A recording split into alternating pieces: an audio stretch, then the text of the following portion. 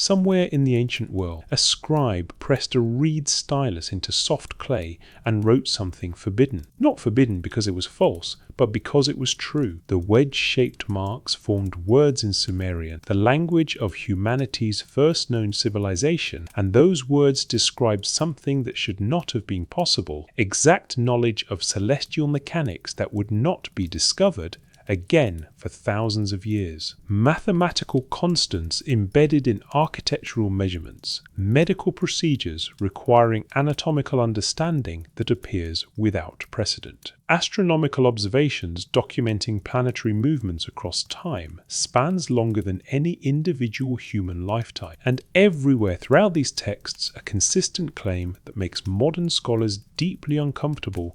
We did not invent this. It was given to us. The Anunnaki brought this knowledge from before. If you're listening to this in the quiet hours, wherever you are in the world, take a moment to comment your location and the time. There's something fitting about exploring humanity's oldest mysteries when your own world has gone still. These are questions that have waited 4,000 years. They can wait for you to settle in. The Sumerian tablets reveal forbidden knowledge, but not in the way conspiracy theories imagine. Nothing about ancient aliens or suppressed technology. The forbidden nature is far more subtle and far more disturbing to our understanding of history. The Sumerians, who appear in the archaeological record around 3500 BCE as the world's first urban civilization, left behind hundreds of thousands of clay tablets. When scholars finally deciphered their language in the 19th century and began reading what these texts actually said, they encountered a civilization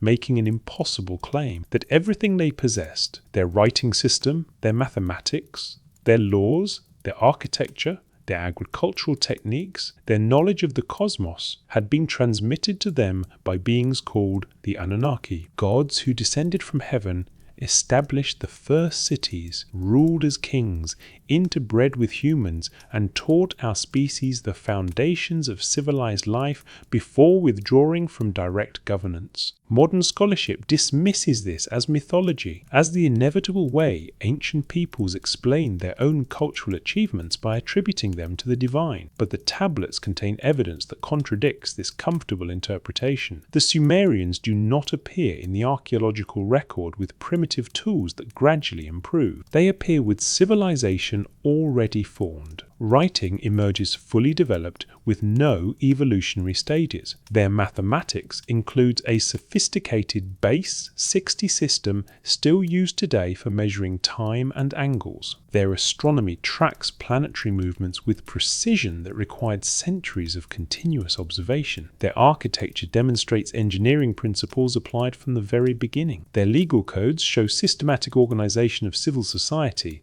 with no apparent trial and error period. Everything arrives at once, complete, as if downloaded into history rather than developed through it. And the Sumerians themselves, in text after text, explain why. They did not invent these things. They inherited, they preserved, they received them from the Anunnaki, transmitted from what their own records call before the flood, from an earlier cycle of civilization that was destroyed and had to be rebuilt. The knowledge they possessed, they claimed, was not new. It was recovered, remembered, carefully preserved in their scribal schools where students copied the same ancient texts generation after generation, not to create literature, but to maintain an archive of information humanity could not afford to lose again. This is the forbidden knowledge the Sumerian tablets reveal, not secret wisdom about gods and magic, but a historical account that challenges everything we believe about the origins of civilization. What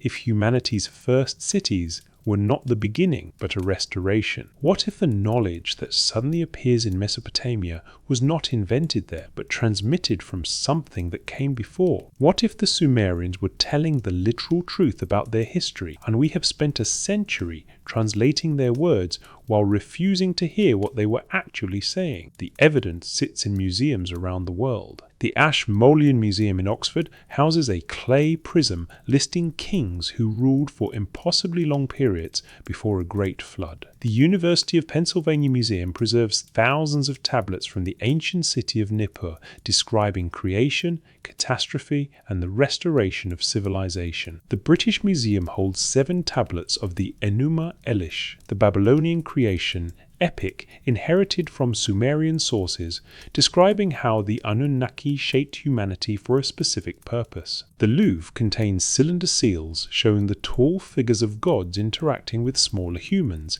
symbols repeated across thousands of artifacts, suggesting a shared cosmology. Every major museum with a Mesopotamian collection possesses pieces of this archive. The mainstream interpretation treats these as mythology, as the colourful stories of a superstitious ancient people trying to understand their world, but that interpretation requires ignoring what the texts actually say. It requires assuming the Sumerians did not mean what they wrote. It requires explaining away the sudden appearance of their complete civilization as coincidence. It requires dismissing the consistent testimony across hundreds of independent texts from multiple cities over thousands of years. And it requires never asking the question that the evidence itself demands: what if they were keeping a record? In a climate-controlled vault, tablets sit in archival boxes waiting, each one a fragment of a larger story, each one pressed into clay by hands that have been dust for millennia. The scribes who created them could not have known their words would survive 4,000 years, could not have imagined their language would go extinct, be forgotten, and then be resurrected by scholars working with dictionaries and patience, could not have predicted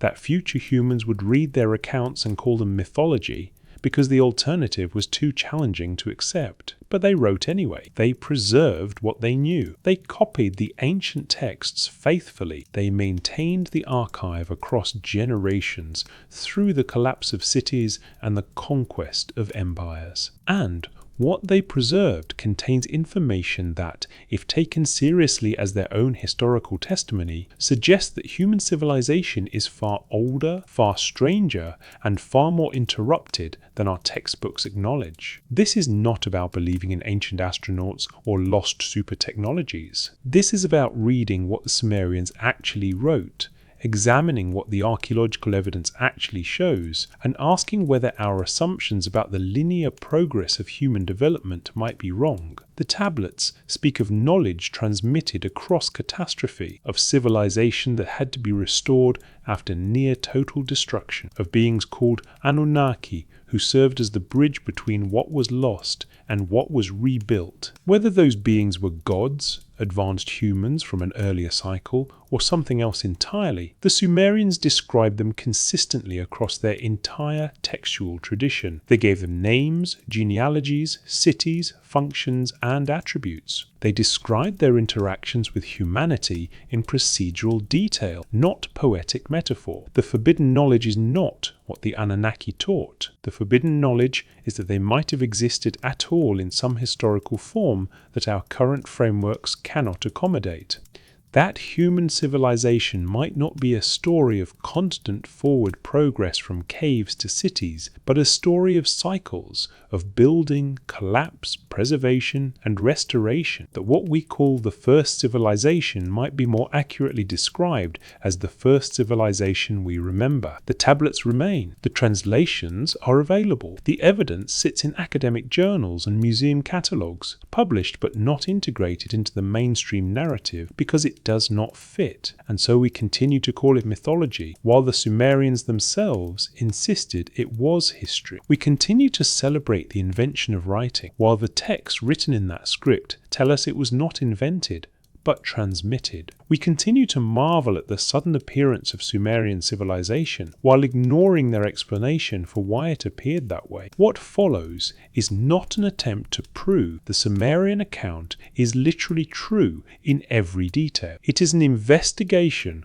of what they actually claimed, what evidence supports those claims, and what patterns emerge when we take their testimony seriously as their understanding of their own past. The tablets describe specific events, name specific beings, detail specific knowledge, and frame it all as preserved history rather than created myth. If we are to understand what the Sumerians were trying to tell us, we must first read what they actually wrote without dismissing it before examination. The clay remembers what we have chosen to forget. Before the cities rose, the land between two rivers held nothing but marshes and mudflats. When the first Sumerian cities emerged around 3500 BCE, southern Mesopotamia, the region that would become the cradle of civilization, was not naturally hospitable to urban development. The Tigris and Euphrates rivers flooded unpredictably, destroying crops and settlements. The climate was harsh, intensely hot in summer and cold in winter. There were no trees for timber, no stone for building, no metal deposits for tools. The area offered little to recommend it as the birthplace of humanity's most sophisticated early culture. Yet, this is where civilization appeared. Not gradually, not with the expected centuries of slow development from nomadic camps to villages to towns to cities. The Sumerians built urban centers of staggering complexity within a remarkably short span. Uruk, perhaps the most famous of the early cities, covered nearly 6 square kilometers by 3000 BCE and housed an estimated 40,000 people. A population density that required sophisticated social organization, food production, water management, and administration. The city featured massive temple complexes, including the White Temple built atop a ziggurat platform 40 meters above the surrounding plain. The engineering required to construct such monuments appeared fully formed, with no archaeological evidence of earlier, cruder attempts. Eridu, which the Sumerians themselves identified as the first city ever built, sits at the southern edge of the Euphrates floodplain. When Iraqi archaeologist Fuad Safar and British archaeologist Seton Lloyd excavated the site between 1946 and 1949, they uncovered a temple complex with 18 successive building phases, the earliest dating to approximately 5400 BCE. But what startled the excavators was not the age. It was the sophistication present from the beginning. Even the earliest temple showed complex architectural planning, careful orientation,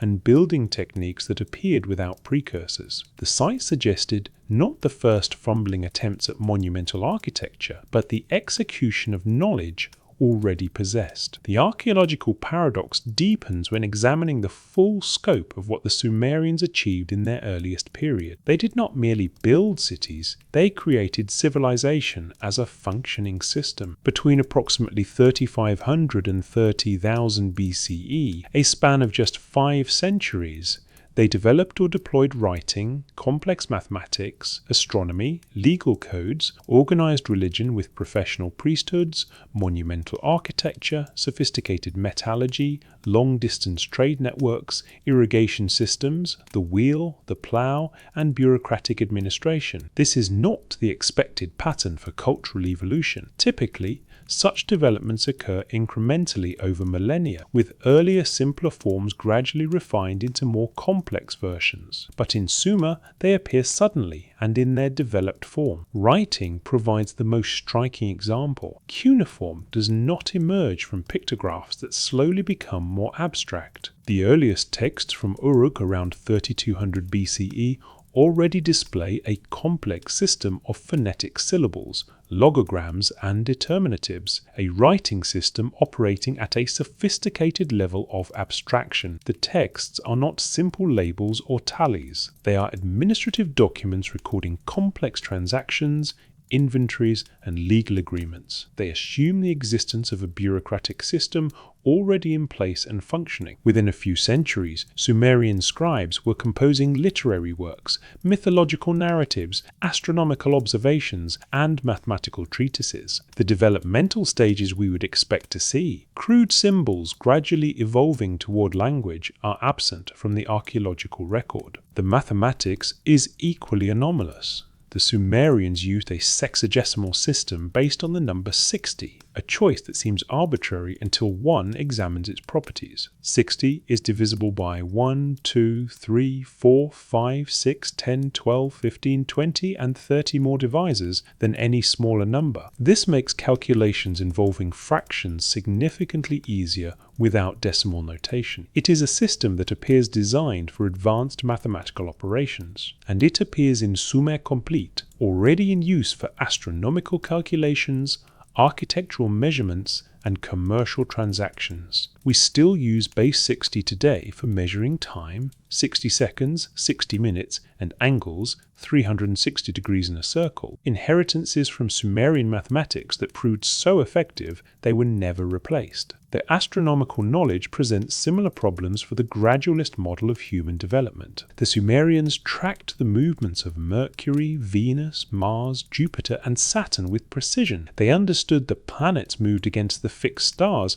and recorded their positions with remarkable accuracy. Some texts suggest awareness of the precession of the equinoxes, the slow wobble of Earth's axis that causes the position of stars to shift over a 26,000-year cycle. Detecting precession requires continuous observation across many centuries, comparing records from different epochs to notice the gradual drift. It is knowledge that cannot be acquired in a single lifetime or even across several generations. It requires institutional continuity, careful record keeping, and an understanding that such long-term observations have value. The Sumerians possessed this knowledge in their earliest historical period. The irrigation systems that made Sumerian agriculture possible demonstrate similar sophistication from their inception. These were not simple ditches, but engineered networks of canals, dikes, and reservoirs designed to manage water flow across vast distances. The systems required understanding of hydrology,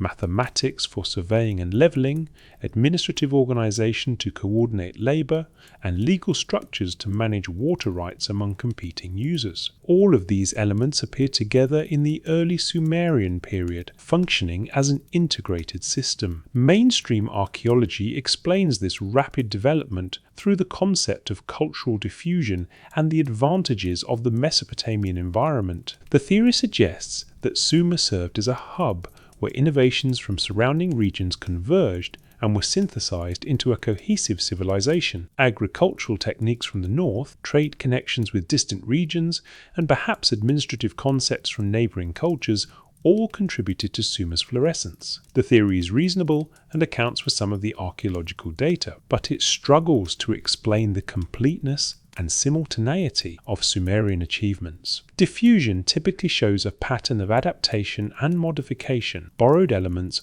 altered to fit local conditions. Instead, Sumerian civilization appears already adapted, already synthesized, already functioning. The Sumerians themselves offered a different explanation, recorded in their own texts. They claimed their civilization was not invented but established. The Sumerian king list, known from multiple tablet copies, states clearly, after the flood had swept over and the kingship had descended from heaven, the kingship was in Eridu. The text describes kingship, which meant not just political authority, but the complete apparatus of civilization, including its knowledge systems, as something that descended from heaven. Not metaphorically, not symbolically, but as a literal transmission of governance and knowledge from the gods to humanity. According to Sumerian theology, this transmission came through the Anunnaki, a group of deities whose name translates approximately as those who from heaven to earth came. The texts are explicit about this. The gods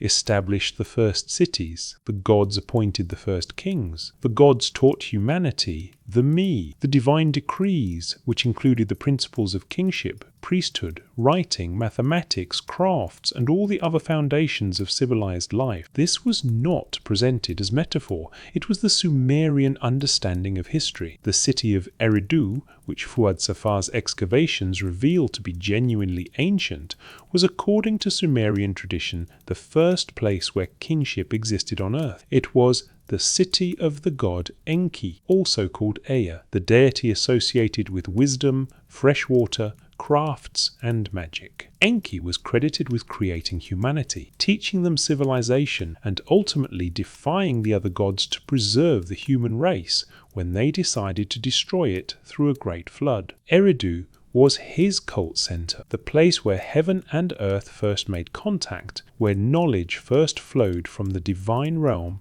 to the human world. Mainstream scholars interpret these texts as foundation myths, as the standard way ancient cultures legitimized their institutions by claiming divine origin. Every civilization has such stories. The Egyptians traced their kingship to the gods. The Romans claimed descent from Venus through Aeneas. The Mesopotamian tradition fits this pattern, scholars argue, and should be understood as theology rather than history. But the Sumerian texts contain details that sit uncomfortably with this interpretation. They do not merely assert that the gods founded civilization in vague, poetic terms. They provide specifics. They name the gods involved and describe their functions. They list the cities the gods established and identify which deity governed each one. They record the me, the specific aspects of civilization, as distinct, innumerable items that were transferred from divine possession to human use. The texts describe this transfer with the procedural clarity of legal documents recording a transaction. Inanna, goddess of Uruk, travels to Eridu to visit her father Enki. He becomes drunk during a feast. In his intoxicated state, he gives her the me one by one, over 100 individual decrees governing every aspect of civilization. She loads them onto her boat and sails away. When Enki sobers and realizes what he has done, he sends servants to retrieve the me, but Inanna successfully brings them to Uruk, establishing that city as a center of civilization. This myth appears in multiple versions across Mesopotamian history. If it is merely symbolic, it is symbolic in a highly specific, consistent way that treats the me as real objects that can be physically transferred between locations. The text described them as things the gods possessed before humans did, as knowledge and techniques that existed prior to their human application, as a package of civilization that was transmitted rather than invented. The archaeological evidence cannot prove the Sumerian theological interpretation of their own history is literally true, but it also cannot easily disprove it. What archaeology reveals is a civilization that appears with its fundamental achievements already in place, a people who themselves claimed they did not invent their culture, but received it, a textual tradition spanning millennia that consistently describes knowledge coming from the Anunnaki gods before human civilization began, and a very specific claim that this knowledge had to be preserved and transmitted because it had once been lost. The Sumerian flood narrative, which appears in multiple texts including the tablet designated CBS 10673, describes a catastrophe that destroyed the world and nearly exterminated humanity. After the flood, according to these accounts, civilization had to be rebuilt. But it was not reinvented, it was restored. The knowledge of the antediluvian world, preserved through the survival of Ziusudra, or in later versions, Atrahasis, or Utnapishtim, allowed the post-flood cities to rise with their technologies intact. This is not how mythology typically functions. Myths explain present realities by projecting them into a timeless past. The Sumerian flood narrative does something different. It describes a specific sequence of events where knowledge exists, is nearly lost, is deliberately preserved, and is then transmitted to survivors who rebuild using what was saved. If taken at face value, the Sumerian account describes a civilization aware that it was living in a restoration period, that the knowledge they possessed came from before, from an earlier cycle that was destroyed, that their role was not to create, but to maintain, not to invent, but to preserve what the Anunnaki had established and what had survived the catastrophe. Their scribal schools copied ancient texts generation after generation. Their priests maintained temple archives. Their kings claimed legitimacy through connection to the antediluvian rulers. Everything about Sumerian culture suggests a people oriented toward preservation of existing knowledge rather than development of new knowledge. This orientation appears in their literature. The instructions of Shuruppak, one of the oldest surviving examples of wisdom literature, is framed as the advice of a king who ruled before the flood, giving guidance to his son Ziusudra. The text dates to approximately 2600 BCE in its earliest versions, but it explicitly locates its origin in the pre-Diluvian world. It is not presented as timeless wisdom, it is presented as specific teaching transmitted from before the catastrophe. The Sumerian king list similarly divides history into two distinct periods, before the flood and after the flood. The antediluvian section lists 8 kings who ruled from 5 cities for impossibly long periods. Then comes the statement, the flood swept over. After that, the list resumes with post-flood kings whose reigns, while still exaggerated, are far shorter. The text treats the flood as the central dividing point in history, separating an earlier world from the present one. Modern scholarship dates the emergence of Sumerian civilization to around 3500 BCE. If the Sumerians preserved knowledge from an earlier culture, where is the archaeological evidence for that precursor? The standard answer is that no such evidence exists. Therefore, no such precursor existed. Therefore, the Sumerian account must be mythological. But this reasoning assumes that civilization leaves unmistakable archaeological signatures that survive across any span of time. A catastrophic flood of the kind described in the texts, or any global cataclysm caused by climate shift, sea level rise, asteroid impact, or geomagnetic disturbance, would obliterate most evidence of earlier urban development. If that earlier civilization existed in regions now underwater, or in areas where subsequent millennia erased the remains, or at a scale we have not yet discovered, the absence of obvious evidence is not the same as evidence of absence. What we can say with certainty is that the Sumerians appeared with civilization complete, claimed it was transmitted from the gods, oriented their entire culture toward preservation of ancient knowledge, and described a pre-flood world from which that knowledge came. We can acknowledge this is their historical testimony, regardless of whether we believe it. And we can observe that their own account aligns more closely with the archaeological anomalies.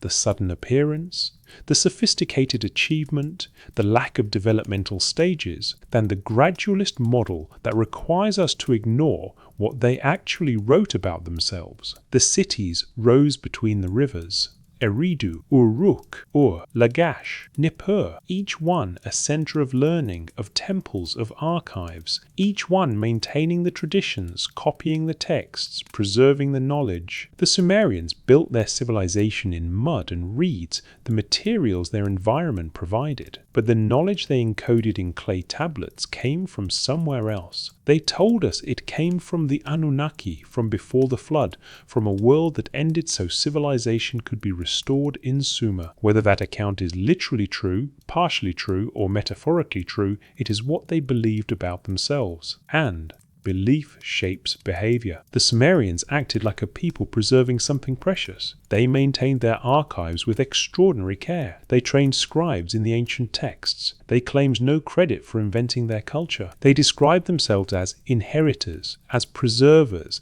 as the bridge between what was lost and what could be saved. Before the cities rose, something came before. The Sumerians said so. The question is whether we have reason to believe them. The language of gods and kings. For more than 2,000 years after the fall of Babylon, cuneiform was unreadable. The wedge-shaped impressions that covered countless clay tablets excavated from Mesopotamian ruins meant nothing to the scholars who unearthed them. The language had died so completely that not even its memory survived. No descendant languages preserved fragments of vocabulary. No continuous textual tradition linked the ancient scripts to anything modern scholars could recognize. The tablets were clearly writing. The ordered arrangement of symbols made that obvious. But writing in a script and language that had been forgotten as thoroughly as if it had never existed. The decipherment of cuneiform ranks among the greatest intellectual achievements of the 19th century. It required decades of work by multiple scholars building on each other's insights, dead ends, and breakthroughs. The process began with the Behistun inscription,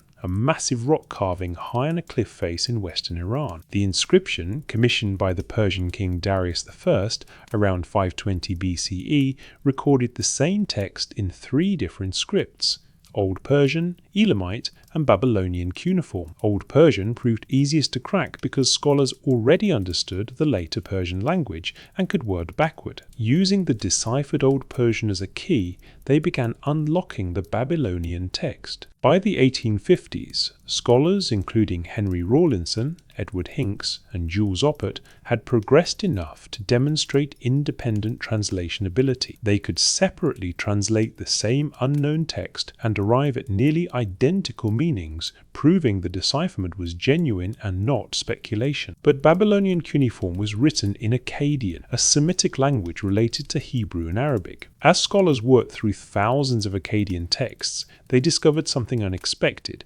Many tablets contained a different, earlier language. The Akkadians had borrowed the cuneiform writing system from the Sumerians, adapting it to write their own language while also copying and preserving Sumerian texts. The oldest tablets from Uruk and other early sites were in Sumerian, a language unrelated to any known language family, neither Semitic nor Indo-European nor anything else scholars could identify. It was a linguistic isolate, and deciphering it required reconstructing the grammar and vocabulary entirely from context, from bilingual Sumerian Akkadian tablets created by ancient scribes who had studied both languages, and from the patient work of identifying patterns across thousands of texts. By the early 20th century, scholars could read Sumerian with reasonable confidence. What they discovered in those tablets challenged every assumption about humanity's earliest civilization. The texts were not simple inventories and receipts, though plenty of administrative documents existed. Mixed among the bureaucratic records were elaborate myths, precise astronomical observations, sophisticated mathematical treatises, complex legal codes, medical diagnoses and treatments, proverbs, hymns, lamentations, and epic narratives. The Sumerians had recorded their civilization in exhaustive detail, and that civilization was far more advanced than anything that should have existed 5,000 years ago. The texts revealed the Sumerian worldview, and at its center stood the Anunnaki. The word appears repeatedly across the entire span of Mesopotamian literature, from the earliest Sumerian tablets through later Babylonian texts. Anunnaki, those who from heaven to earth came. The etymology is disputed in some details, but the basic meaning is consistent. These were the high gods, the senior deities, the ones who made the fundamental decisions that shaped reality. They are distinguished in the texts from the Igigi, a group of lesser gods who performed labor for the Anunnaki until that labor became unbearable, a situation that led to the creation of humanity. Modern scholarship interprets the Anunnaki as a pantheon, a collection of gods representing natural forces and social functions in the way all ancient religions personified the elements of their world. Anu was the sky, Enlil was the air and storms, Enki was fresh water and wisdom, Inanna was love and war. Each deity served a role in the theological system, and their myths explained how those forces interacted. This is the standard interpretive framework, and it accounts for much of the material. The Sumerians, like all pre-scientific peoples, understood their world through divine agency. When they described the Anunnaki establishing civilization, they were attributing their cultural achievements to the gods in the way all ancient peoples did. But the Sumerian text described the Anunnaki with a specificity that doesn't quite fit the generic pattern of myth. They have detailed genealogies. They live in specific cities. They marry, have children, and engage in recognizable human behaviors: politics, jealousy, favoritism, conflict. They require food and drink. They make mistakes and suffer consequences. They can be wounded, though not easily killed. They age, though far more slowly than humans. The texts describe physical appearance. The Anunnaki are tall, radiantly bright, sometimes bearded, often crowned with horned headdresses that signify divine status. They wear elaborate garments. They carry technologies that the texts struggle to describe. Enlil possesses the Tablet of Destinies, which somehow grants cosmic authority. Inanna wears a mi-bur, often translated as measuring rod and line, associated with her power. Enki commands the Abzu, the underground freshwater ocean, and possesses knowledge that no other being can access. The myth of Atrahasis, preserved in multiple versions with the old Babylonian texts dating to around 1700 BCE, but certainly based on earlier Sumerian sources, describes the creation of humanity in procedural detail. In the beginning, the text explains, the Anunnaki governed the earth, but found the labor of maintaining it exhausting. The Ijiji gods who served the Anunnaki worked endlessly digging irrigation canals and building infrastructure. For 40 years they labored, the text says, until finally they rebelled. They burned their tools and marched on Enlil's dwelling demanding relief. The gods held a council. Anu, Enlil, and Enki debated the crisis. The labor was necessary. Someone had to maintain the earth. But the Ijiji's complaint was legitimate. Enki proposed a solution: create a new being to bear the burden. He described a process that involved taking clay from the Abzu, mixing it with the blood of a slain god, thereby giving the new being divine intelligence, and having the birth goddess Nintu shape it in the divine image. The text provides step-by-step details. Nintu takes the clay. She adds the flesh and blood of Wei-Ilu, a god slain for this purpose. She mixes them according to Enki's instructions. She summons 14 womb goddesses and has them create 7 male and 7 female humans. The process takes specific time. They are taught to serve the gods, to perform the agricultural and construction work that had burdened the Ijiji. This is not poetic metaphor. The text describes a procedure, materials, method, result. It explains why humans exist as a labor force and how they were created through deliberate design using specific components. The narrative treats the event as a solution to a problem, an engineered response to a crisis. Humans did not evolve naturally in this account. They were made for a purpose by beings who possessed the knowledge and ability to create them. The Enuma Elish, the Babylonian creation epic preserved on 7 tablets and based substantially on Sumerian precursors, describes a similar event in its 6th tablet. After Marduk has defeated Tiamat and established cosmic order, he proposes to create humanity. He does so by slaying Kingu, the general of Tiamat's forces, and using his blood to form mankind. The purpose is explicit: let him be burdened with the toil of the gods, that they may freely breathe. The gods celebrate this creation because it frees them from labor. Humanity exists to serve, to maintain, to work, so the Anunnaki do not have to. Modern interpreters read these texts as explanations for why human life involves toil and suffering. Ancient peoples needed to understand why existence was difficult, and these myths provided an answer. We were created to work. The gods made us as servants, therefore our lives naturally involve labor and subordination. The myths justify social hierarchy and resignation to hardship. This interpretation is not wrong. The texts certainly functioned that way in Sumerian and Babylonian society, but the interpretation assumes the texts are symbolic rather than descriptive. What if the Sumerians were recording what they believed to be actual events? What if they understood their origins through a tradition that described real acts of creation by real beings, translated into the language and concepts available to them? The question is not whether the Sumerian account is scientifically accurate as written. Clay and divine blood do not literally create DNA, but the narrative structure, intelligent beings engineering a new species for a specific purpose, is a coherent possibility that only seems impossible if we assume such beings never existed. The Sumerians insisted they did exist. They named them,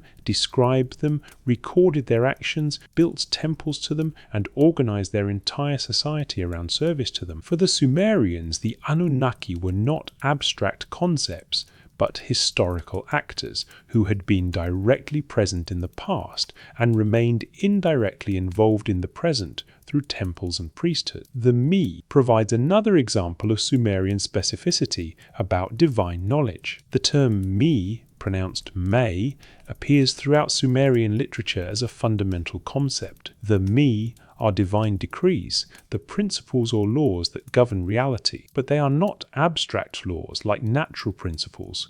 They are innumerable, transferable objects. The myth of Inanna and Enki describes over 100 me that Enki possessed in Eridu. The text lists them: kingship, divinity, the exalted crown, the throne of kingship, the exalted scepter, the staff, the exalted shrine, shepherdship, royalty, and on through dozens more, including crafts, wisdom, knowledge, understanding, judgment, decision, musical instruments, weapons, writing, mathematics, masonry, carpentry, basket weaving, agriculture, and every other aspect of civilized life. These are described as things Enki physically possessed that Inanna took and transported to Uruk. If the me are simply abstract concepts, why are they depicted as portable objects? Why can they be transferred from one location to another? The text describes Inanna loading them onto her boat. Enki sends his servants to retrieve them before she escapes. She outruns them and successfully brings the me to her city, establishing Uruk as a major center of civilization. The narrative treats the me as technology or information somehow contained in physical form, like data storage devices, like libraries, like encoded knowledge that can be moved and installed in a new location. The Sumerians also describe the Tablet of Destinies, a specific object that appears repeatedly in their mythology. The tablet is said to grant cosmic authority to whoever possesses it. In the Anzu myth, the bird demon Anzu steals the Tablet of Destinies from Enlil, and without it, Enlil cannot maintain order. The very fabric of divine authority is disrupted. The gods must retrieve the tablet or chaos will prevail. When it is recovered and returned to Enlil, order is restored. The tablet is not symbolic. It is a functional object whose possession conveys power. It is described as inscribed with writing and impressed with seals. It determines fates,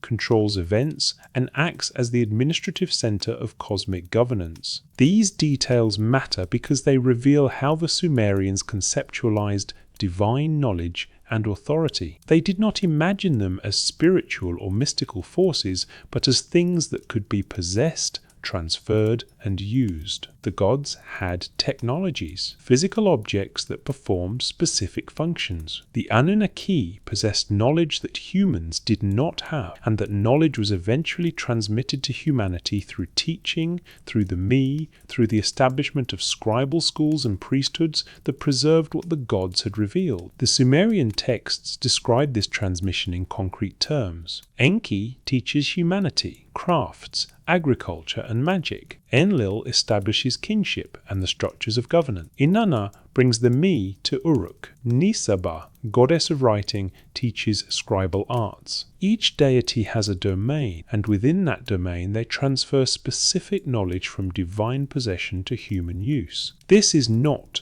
the gradual cultural evolution we expect from anthropology. This is described as education, as the gods actively teaching humanity what it needed to know to become civilized. When scholars finished deciphering Cuneiform and could finally read what the Sumerians wrote about themselves, they recovered a consistent historical narrative. The Anunnaki came from above. They established the first cities. They created humanity to serve them. They taught humanity the foundations of civilization. They ruled directly as kings. They interbred with humans, creating hybrid bloodlines. A catastrophe, the flood, was decreed by the divine council to destroy humanity. Enki defied the decree and saved a remnant along with the knowledge of civilization. After the waters receded, the Anunnaki withdrew from direct rule, but left behind the systems of kingship, priesthood, and writing so humanity could maintain civilization without constant divine presence. That is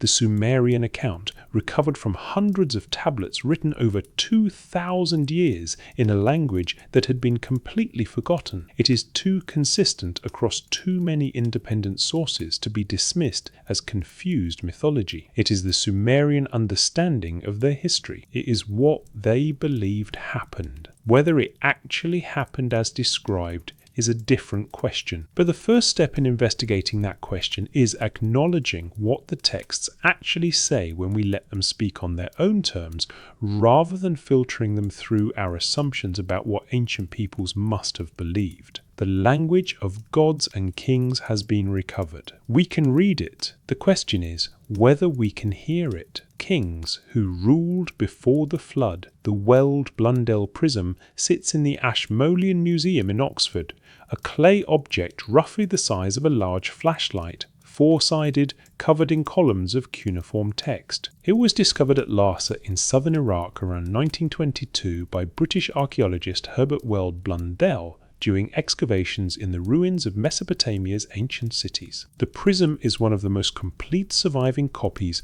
of the Sumerian king list, a chronological document that attempts to record every ruler who exercised kingship in Sumer and Akkad from the mythological past through the historical period. The text begins with a statement that defines the entire structure of Sumerian historical consciousness. After kingship descended from heaven, the kingship was in Eridu. The king list then proceeds to name rulers and their reigns. But the early section, the antediluvian portion, describing kings who ruled before the Great Flood, contains numbers that seem designed to destroy the credibility of the entire document. Alulim, the first king, ruled in Eridu for 28,800 years. Alalangar, the second king, also ruled in Eridu for 36,000 years. Enmenlu-Ana ruled in Bad-Tibira for 43,200 years. The list continues through 8 kings total, ruling from 5 cities: Eridu, Bad-Tibira, Larak, Sipar, and Shuruppak. The total span of their reigns is 241,200 years. Then comes the simple, devastating statement, the flood swept over. After this break, the list resumes with post-flood kings. Their reigns are still inflated by modern standards, hundreds or thousands of years, rather than the tens of thousands in the antediluvian section. But they decrease progressively until reaching historically verified rulers whose reigns match other documentation. As the list moves into the historical period of the early dynastic age and beyond, the numbers become reasonable. Gilgamesh, who appears as the 5th king of the first dynasty of Uruk, is credited with a 106-year reign. Still excessive, but within the range of exaggerated claims rather than the impossibilities of the Prediluvian kings. Mainstream scholarship treats the antediluvian section as pure mythology. The numbers cannot be literal. No human lives, 28,800 years. The entire section before the flood is dismissed as the Sumerians attempt to push their civilization's origins into a distant, mythical past to establish antiquity and legitimacy. Many cultures do this, claiming exaggerated chronologies that locate their founding in impossibly distant times. The numbers serve ideological purposes, not historical ones, but dismissal does not explain the numbers. Why these specific figures? Why 28,800 years for one king and 43,200 for another? The numbers are not random. Many are multiples of 3,600, which is itself 60 squared, a number with significance in the Sumerian sexagesimal mathematical system. The precision suggests the numbers meant something to their creators, even if that meaning was not literal chronology. Several theories attempt to explain the antediluvian reigns without accepting them as face value historical claims. One proposal suggests the numbers represent astronomical cycles. The Sumerians were sophisticated astronomers, and various planetary periods, when multiplied or combined, produce numbers in these ranges. The kings might represent epochs defined by celestial events rather than individual human reigns. Another theory proposes scribal error or corruption. Perhaps the numbers were originally months rather than years,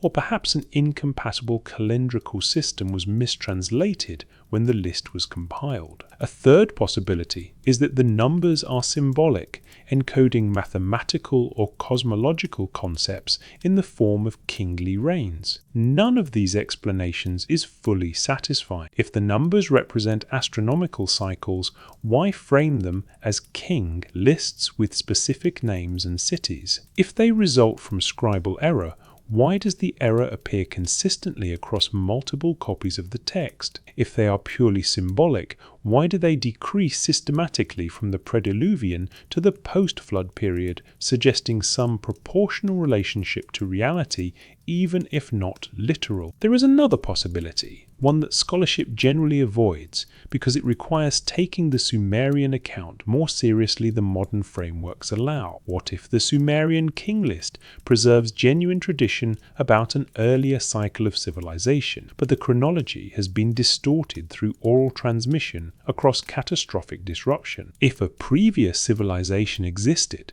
was destroyed in a flood, and had its history preserved only through survivors who passed the knowledge orally before writing was re-established, we would expect exactly what the king list shows. An accurate awareness that kingship existed before the deluge, names and cities partially preserved, but chronology corrupted into impossibly inflated numbers because precise counting was lost. The 8 antediluvian kings and 5 cities are described consistently across multiple versions of the king list. They are not vague references but specific data. Eridu is always first. The sequence of cities is always the same. Some of the kings are named in other contexts. Dumuzid appears as the shepherd king in Prediluvian times and also as a post-flood deity associated with fertility and death. The tradition is coherent even if the chronology is broken. The text treats the flood as an absolute historical boundary. Everything before it is different from everything after it. Kingship descended from heaven to Eridu. The gods ruled through these early kings. Civilization was established, and then the flood swept it away. After the waters receded, kingship descended again. Note the language, descended, as if granted from above rather than developed from below, and the post-flood cities began their dynasties. But the post-flood world is portrayed as a restoration of what existed before, not a new beginning. The institutions, the knowledge, the structure of civilization continues from before the break. This is historically strange. Most cultures that have flood myths do not place them at the foundation of their civilization. Flood stories typically explain specific geographical features or serve as moral tales about divine punishment and redemption, or mark transitions between mythological and historical time. The Sumerian account is different. It makes the flood the central organizing event of all history, and explicitly claims that their entire civilization predates it. Everything they are, everything they know, comes from before the catastrophe. They are living in the restoration period, carrying forward what was nearly lost. The instructions of Shuruppak reinforces this framework. Shuruppak was the 5th and final antediluvian city listed in the king list, and the text of the instructions is framed as advice given by its king, Shuruppak, to his son Jusudra, the Sumerian version of the flood hero called Utnapishtim in later Babylonian texts, and Noah in the Hebrew Bible. The instructions consist of moral and practical wisdom. Don't steal, don't lie, don't murder, control your tongue, respect your mother, fear the gods, work diligently, be careful with your money, and so forth. These are the ethical teachings a father would give his son, but the text explicitly locates this advice in the Prediluvian world and identifies the son as the man who will survive the flood. The earliest surviving copies of the instructions date to approximately 2600 BCE, found at Abu Salabik in tablets from what appears to be a scribal school. The text was clearly considered ancient and important enough to be used for teaching scribes. Students copied it to learn cuneiform, but they were also learning the content wisdom attributed to the world before the flood. The Sumerians were educating their scribes with a text that claimed to preserve knowledge from before the catastrophe. This suggests the culture understood itself as maintaining a tradition that reached back through the flood to an earlier world. Ziusudra himself appears in the Sumerian flood narrative preserved in CBS 1063 and other tablets. He is described as a pious king who receives warning from Enki that the gods have decreed to destroy humanity. Enki instructs him to build a boat, providing specific dimensions. Ziusudra constructs the vessel, loads it with animals and birds and his family, and seals it. The flood comes, described as 7 days and 7 nights of storms that submerge the world. When the waters recede, Ziusudra makes offerings to the gods. They grant him eternal life and place him in Dilmun, a paradisiacal land where he will live forever. The gods then restore kingship to the earth, and civilization begins again. This narrative appears in Akkadian versions as the Atrahasis epic, and in the 11th tablet of the Epic of Gilgamesh, with the hero called Utnapishtim. All 3 versions share the same essential structure. Humanity has angered the gods. The divine council decrees a flood to destroy them. One god, always Enki, defies the decision and warns a righteous man. The man builds a boat according to divine specifications. The flood destroys all other life. The survivor makes offering. The gods regret their decision, and the survivor is rewarded with some form of immortality or divine favor. The consistency across these texts, spanning more than 1,000 years and appearing in both Sumerian and Akkadian languages, suggests a deeply rooted tradition. The geological and archaeological evidence for a historical flood in Mesopotamia is ambiguous. Excavations at several Sumerian cities have uncovered layers of water-deposited sediment separating archaeological strata, suggesting localized flooding at various times. But no single flood layer appears uniformly across all sites, which would be expected from a regional catastrophe. The Tigris and Euphrates rivers flooded frequently and unpredictably. Devastating floods were part of Mesopotamian life. The tablets themselves describe floods as divine punishment occurring at various times, not just the primordial one. Determining whether the Great Flood of Sumerian tradition references a specific historical event, or synthesizes memories of multiple catastrophic floods, or describes something more dramatic that affected a larger region, is not possible from the available evidence. What is clear is that the Sumerians believed it happened. They structured their entire chronology around it. They divided history into before and after. They claimed their civilization descended from the world before the flood, preserved through the heroic actions of Enki and the survival of one family, and they organized their society around maintaining the knowledge that had been nearly lost, ensuring that if catastrophe struck again, civilization could be restored. The antediluvian kings may not have ruled for tens of thousands of years. The numbers are almost certainly wrong in some fundamental way, corrupted through oral transmission, symbolically encoded, or representing something other than literal chronology. But the numbers being wrong does not mean the entire tradition is fabricated. The Sumerian king list could simultaneously contain impossible chronology and preserve genuine historical memory of an earlier cultural complex that was disrupted by catastrophe. The names, the cities, the sequence, the division at the flood,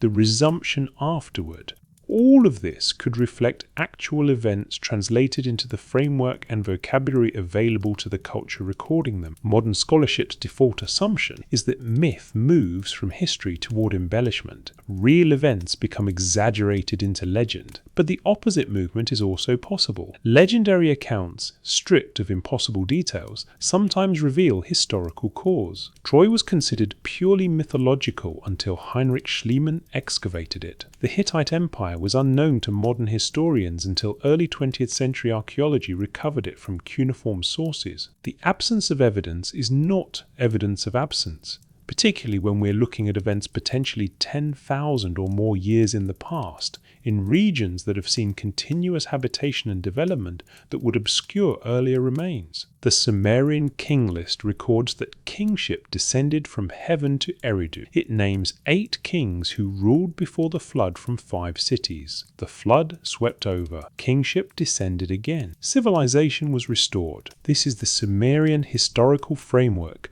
preserved in multiple copies, taught in scribal schools, referenced throughout their literature. They believed it. They structured their understanding of the past around it. And their entire cultural apparatus, the temple archives, the scribal schools, the careful preservation of ancient texts, functioned as if their primary purpose was ensuring that the knowledge of civilization would not be lost again. Whether the antediluvian kings were real is a question the tablets alone cannot answer. But The tradition they represent of civilization existing before the flood, of catastrophic destruction, of knowledge preserved and transmitted to the post-flood world, is consistent across the entire Mesopotamian textual record. The Sumerians claimed they were living in a restored civilization, carrying forward what had been saved. If we take that claim seriously, then everything about their culture begins to make sense in a different way. They were not inventing civilization, they were maintaining it. They were not the first, they were the inheritors. And the knowledge they possessed came from before,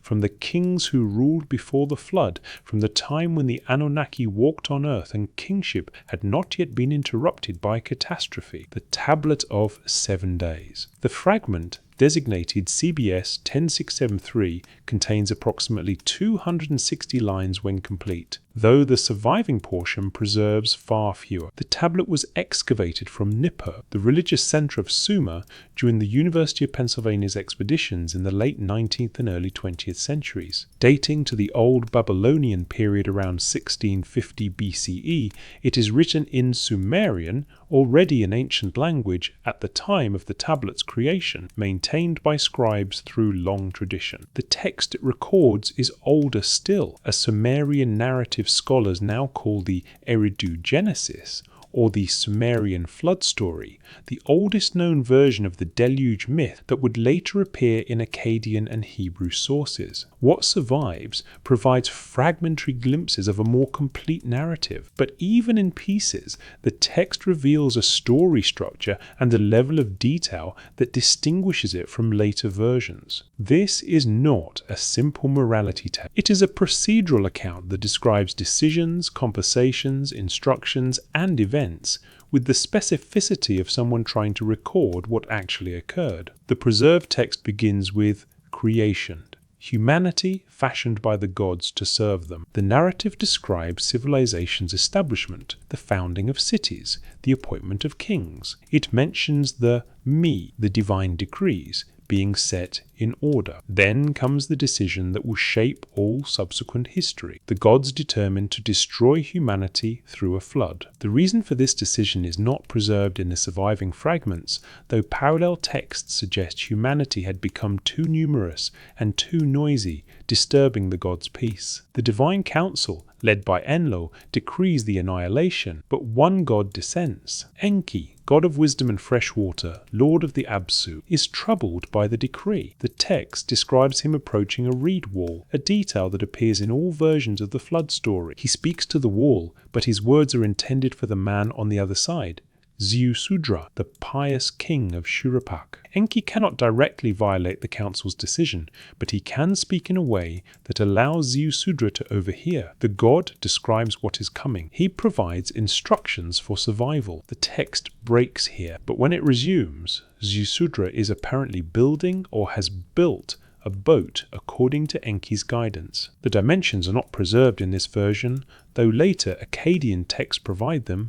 The boat is to be a perfect cube, a geometric form that maximizes volume relative to surface area and ensures stability in turbulent water. Ziusudra loads the vessel with animals, representatives of every species, so life can be renewed after the waters recede. He brings his family. He seals the boat as instructed. The storm arrives. The text describes it with visceral intensity. Winds howl, thunder crashes, lightning splits the sky, rain falls in torrents. 7 days and 7 nights, the deluge continues. The text says, the storm god Ninurta makes the dikes overflow, the floods rise over the mountains, the entire world is submerged. Everything outside the boat perishes, humans, animals, all living things swept away. The text does not dwell on the destruction, but the implication is clear. Only what survives in the boat will live into the new world. When the storm ceases,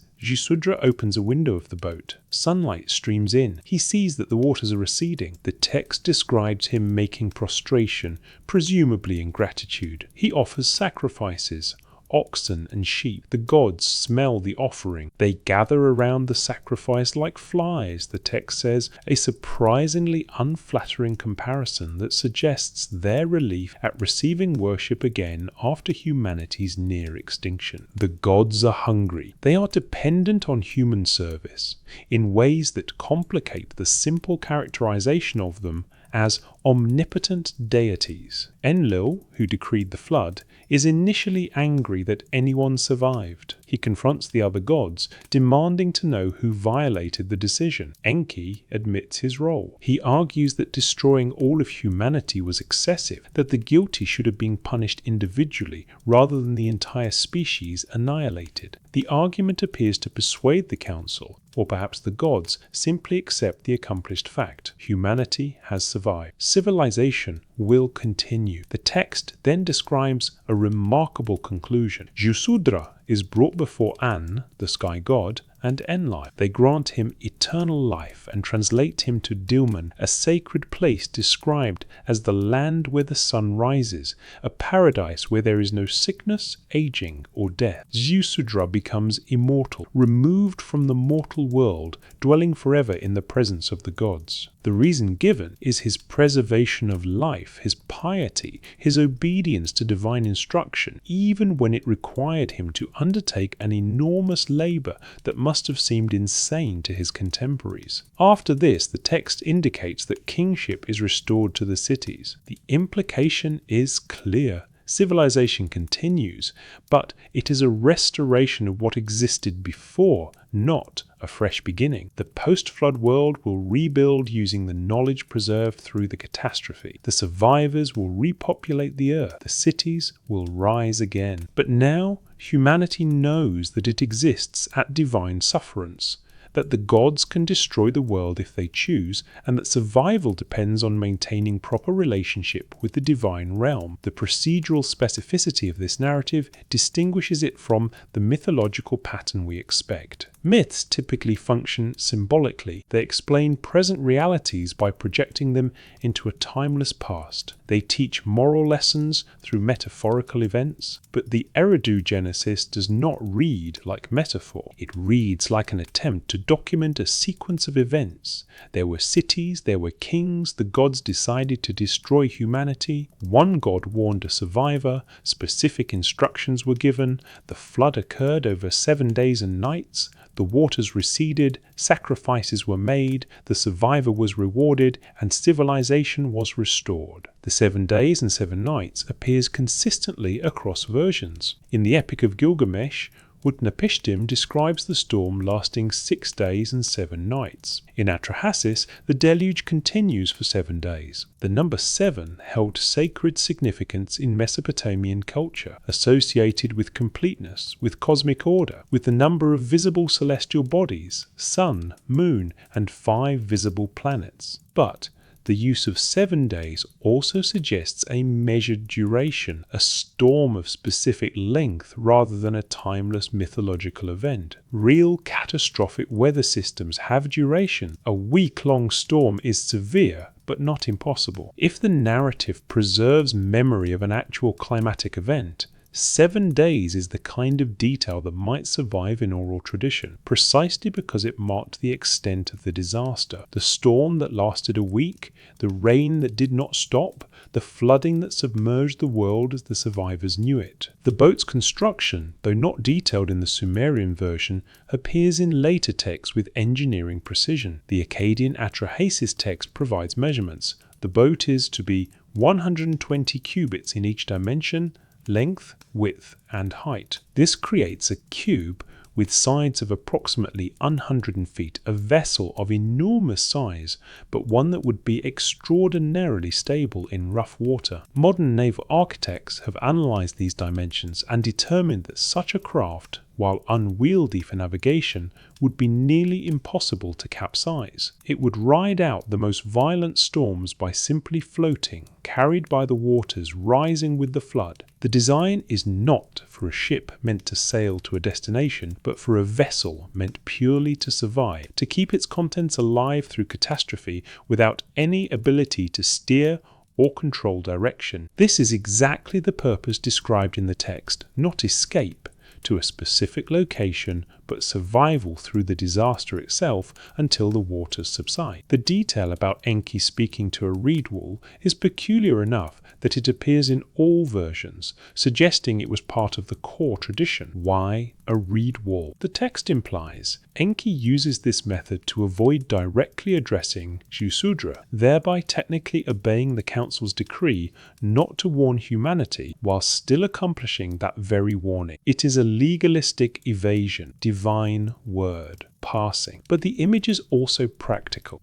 In Sumerian architecture, reed walls were common, used both as room dividers and as the frameworks for mud brick construction. A man could easily hear conversation through a reed wall. If the tradition preserves genuine memory, this detail might reflect the actual method by which information was transmitted. Someone who had knowledge spoke where they knew they would be overheard, maintaining plausible deniability. The god's reaction to the sacrifice is another detail that does not fit the expected pattern of mythology. They gather like flies around the offering. They are hungry. They have been deprived of human worship and the sustenance it provides. Not literal food, but the acknowledgement, the service, the relationship that defines their role in the cosmic order. This portrayal of gods as dependent on humanity, as diminished by humanity's absence, contradicts the standard theological position that the divine is self-sufficient. But it matches the Sumerian conception of the universe as a system in which gods and humans exist in mutual relationship. The gods created humans to serve them,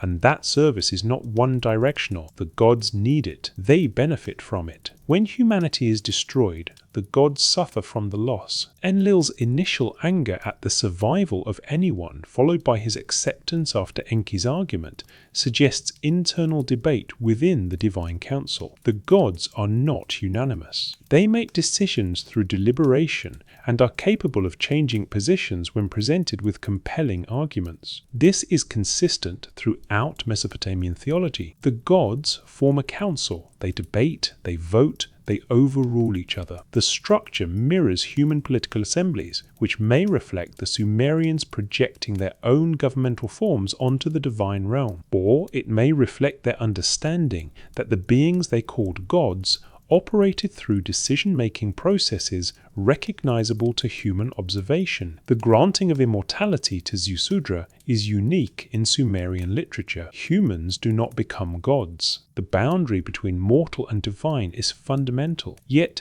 Ziusudra crosses it, not by achieving godhood, but by being removed from the mortal realm and placed in Dilmun, where he lives forever without aging or dying. This is presented as a reward, but it also functions as a removal. Ziusudra cannot remain in the world to tell his story directly. He is translated to another plane of existence. The knowledge of what happened must be passed down through his descendants or through the tradition he established before his departure. The survivor cannot serve as a living witness. He can only be remembered.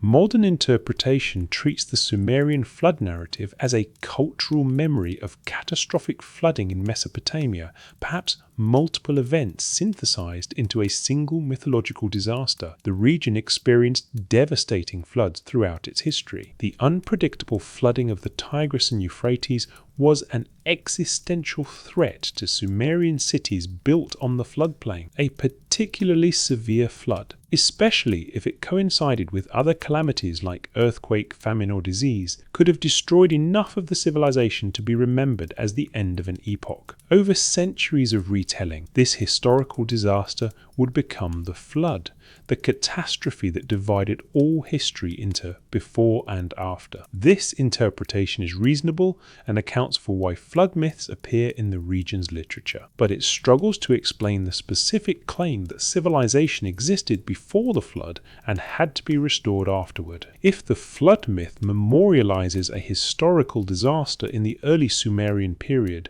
we would expect the narrative to describe civilization developing after the waters receded, not reappearing with its knowledge intact. Instead, the texts consistently claim that civilization in the post-flood world is a continuation of what existed before. The cities that rise after the deluge are new foundations, but they are built according to the same patterns. The kingship that is restored operates under the same principles. The knowledge that guides the rebuilding is preserved. Knowledge, not newly discovered knowledge. The Eridu Genesis and its later versions describe a bottleneck through which civilization had to pass. The flood destroyed the physical infrastructure, the cities, the population, the accumulated works of the antediluvian world. But it did not destroy the knowledge. That knowledge was preserved in the boat, carried through the catastrophe by the survivors, and transmitted to the post-flood generations who used it to rebuild. This is not how myths about natural disasters typically function. It is how oral histories of civilizational collapse and recovery might be preserved across millennia if translated into theological language. The 7 days of the flood appear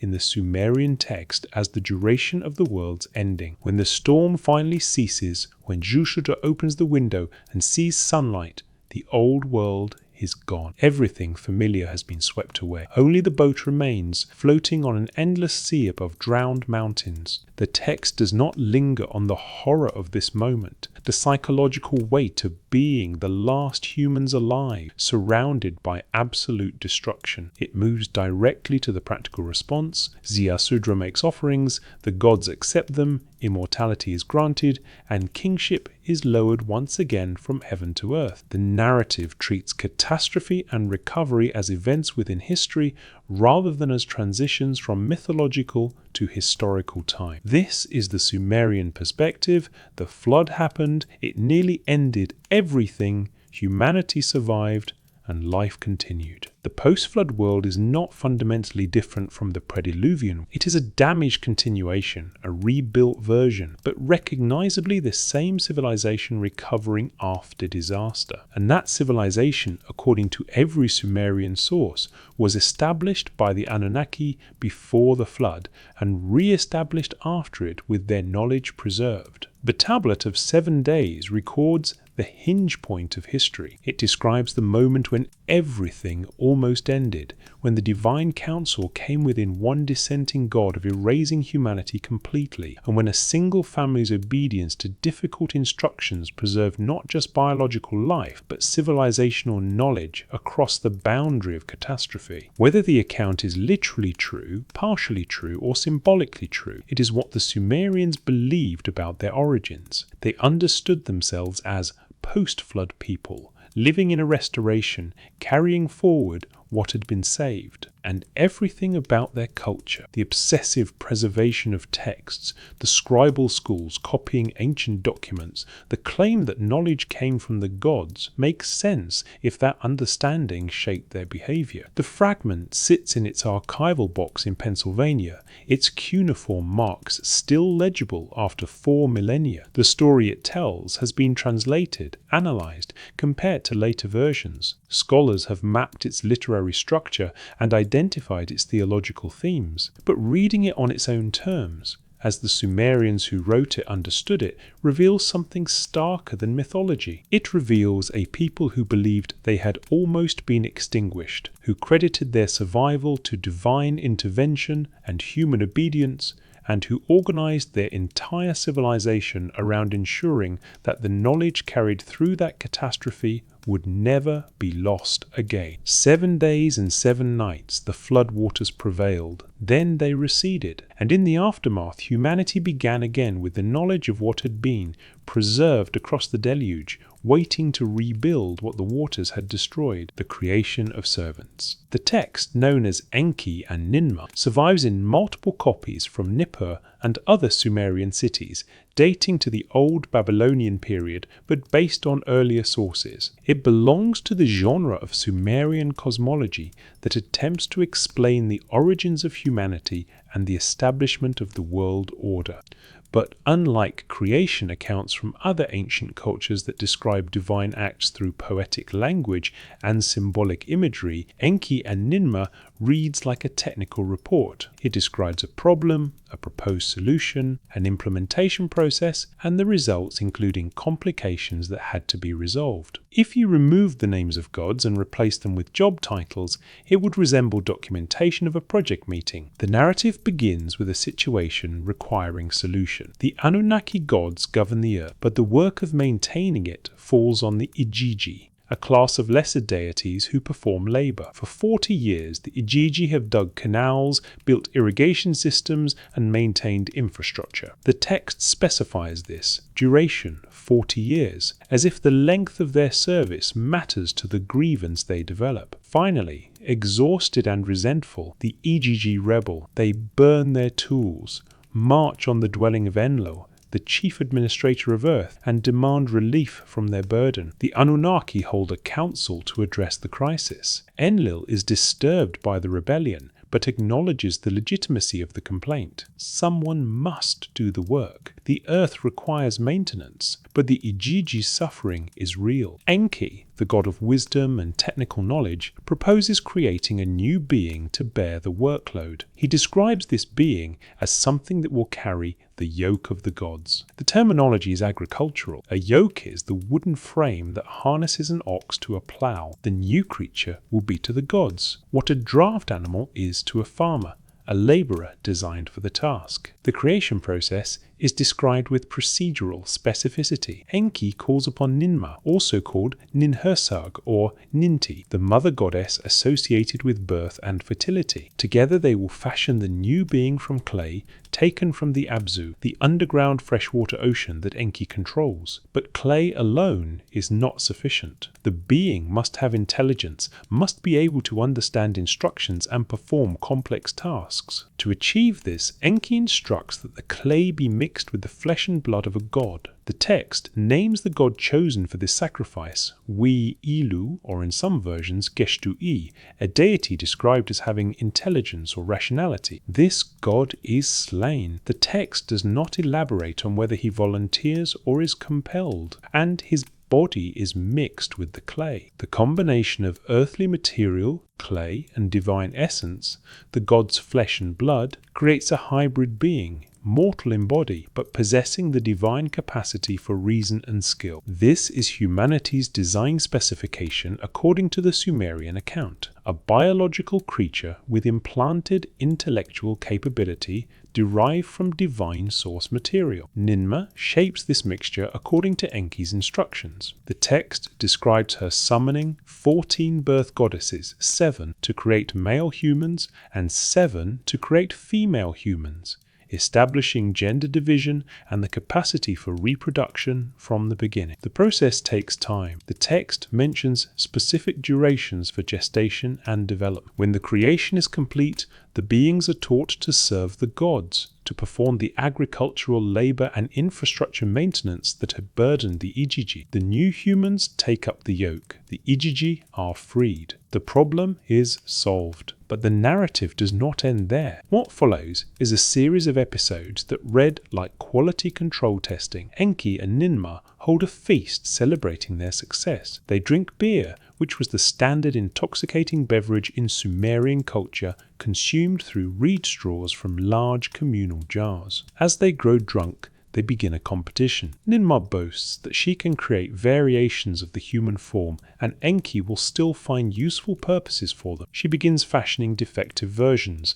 She creates a man who cannot hold back his urine. Enki assigns him a role at court where such a condition is manageable. She creates a man who cannot see. Enki makes him a musician, giving him heightened auditory sensitivity as compensation. She creates a woman who cannot give birth. Enki assigns her to the temple as a sacred attendant. She creates a being without gender. Enki finds a place for them in the palace. For each flawed creation, Enki devises a social role that accommodates the defect and allows the individual to contribute to society. Then Enki challenges Ninmah. He will create a form and she must find its purpose. He shapes a being called Umul, who is described as suffering from comprehensive physical and mental impairment, unable to stand, unable to grasp, unable to eat without assistance. Ninmah tries but cannot find any useful function for such a person. She becomes angry at Enki for creating a being whose existence is only suffering, for whom no compensating role exists. Enki responds that this demonstrates the limits of their work. Not every attempt succeeds,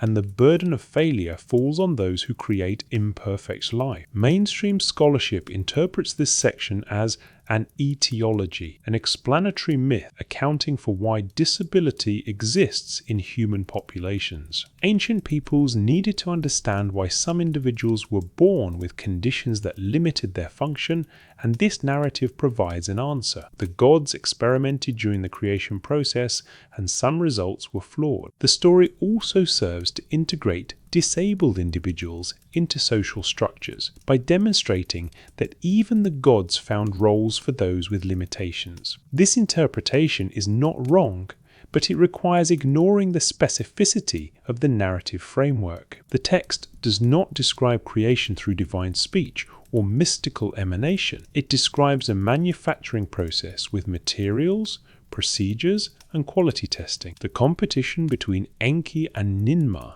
reads like engineers testing the tolerances of their design, determining what variations are viable and which represent unacceptable failures. The existence of disabled humans is explained not as divine punishment or random misfortune, but as the inevitable outcome of a creation process that, like any complex manufacturing, produces some defective units. This procedural approach appears throughout Mesopotamian creation texts. The Atrahasis epic provides even more explicit detail. When the Igigi rebel, the gods convene a crisis meeting. Enki proposes the creation solution. Namu, the primordial mother goddess, agrees to help, but the critical component is provided by Wi-Ilu, or Geshtu, described as the god who has intelligence. The text states, "Let them slaughter one god, and let the gods be cleansed by immersion. With his flesh and his blood, let Nintu mix clay. The divine blood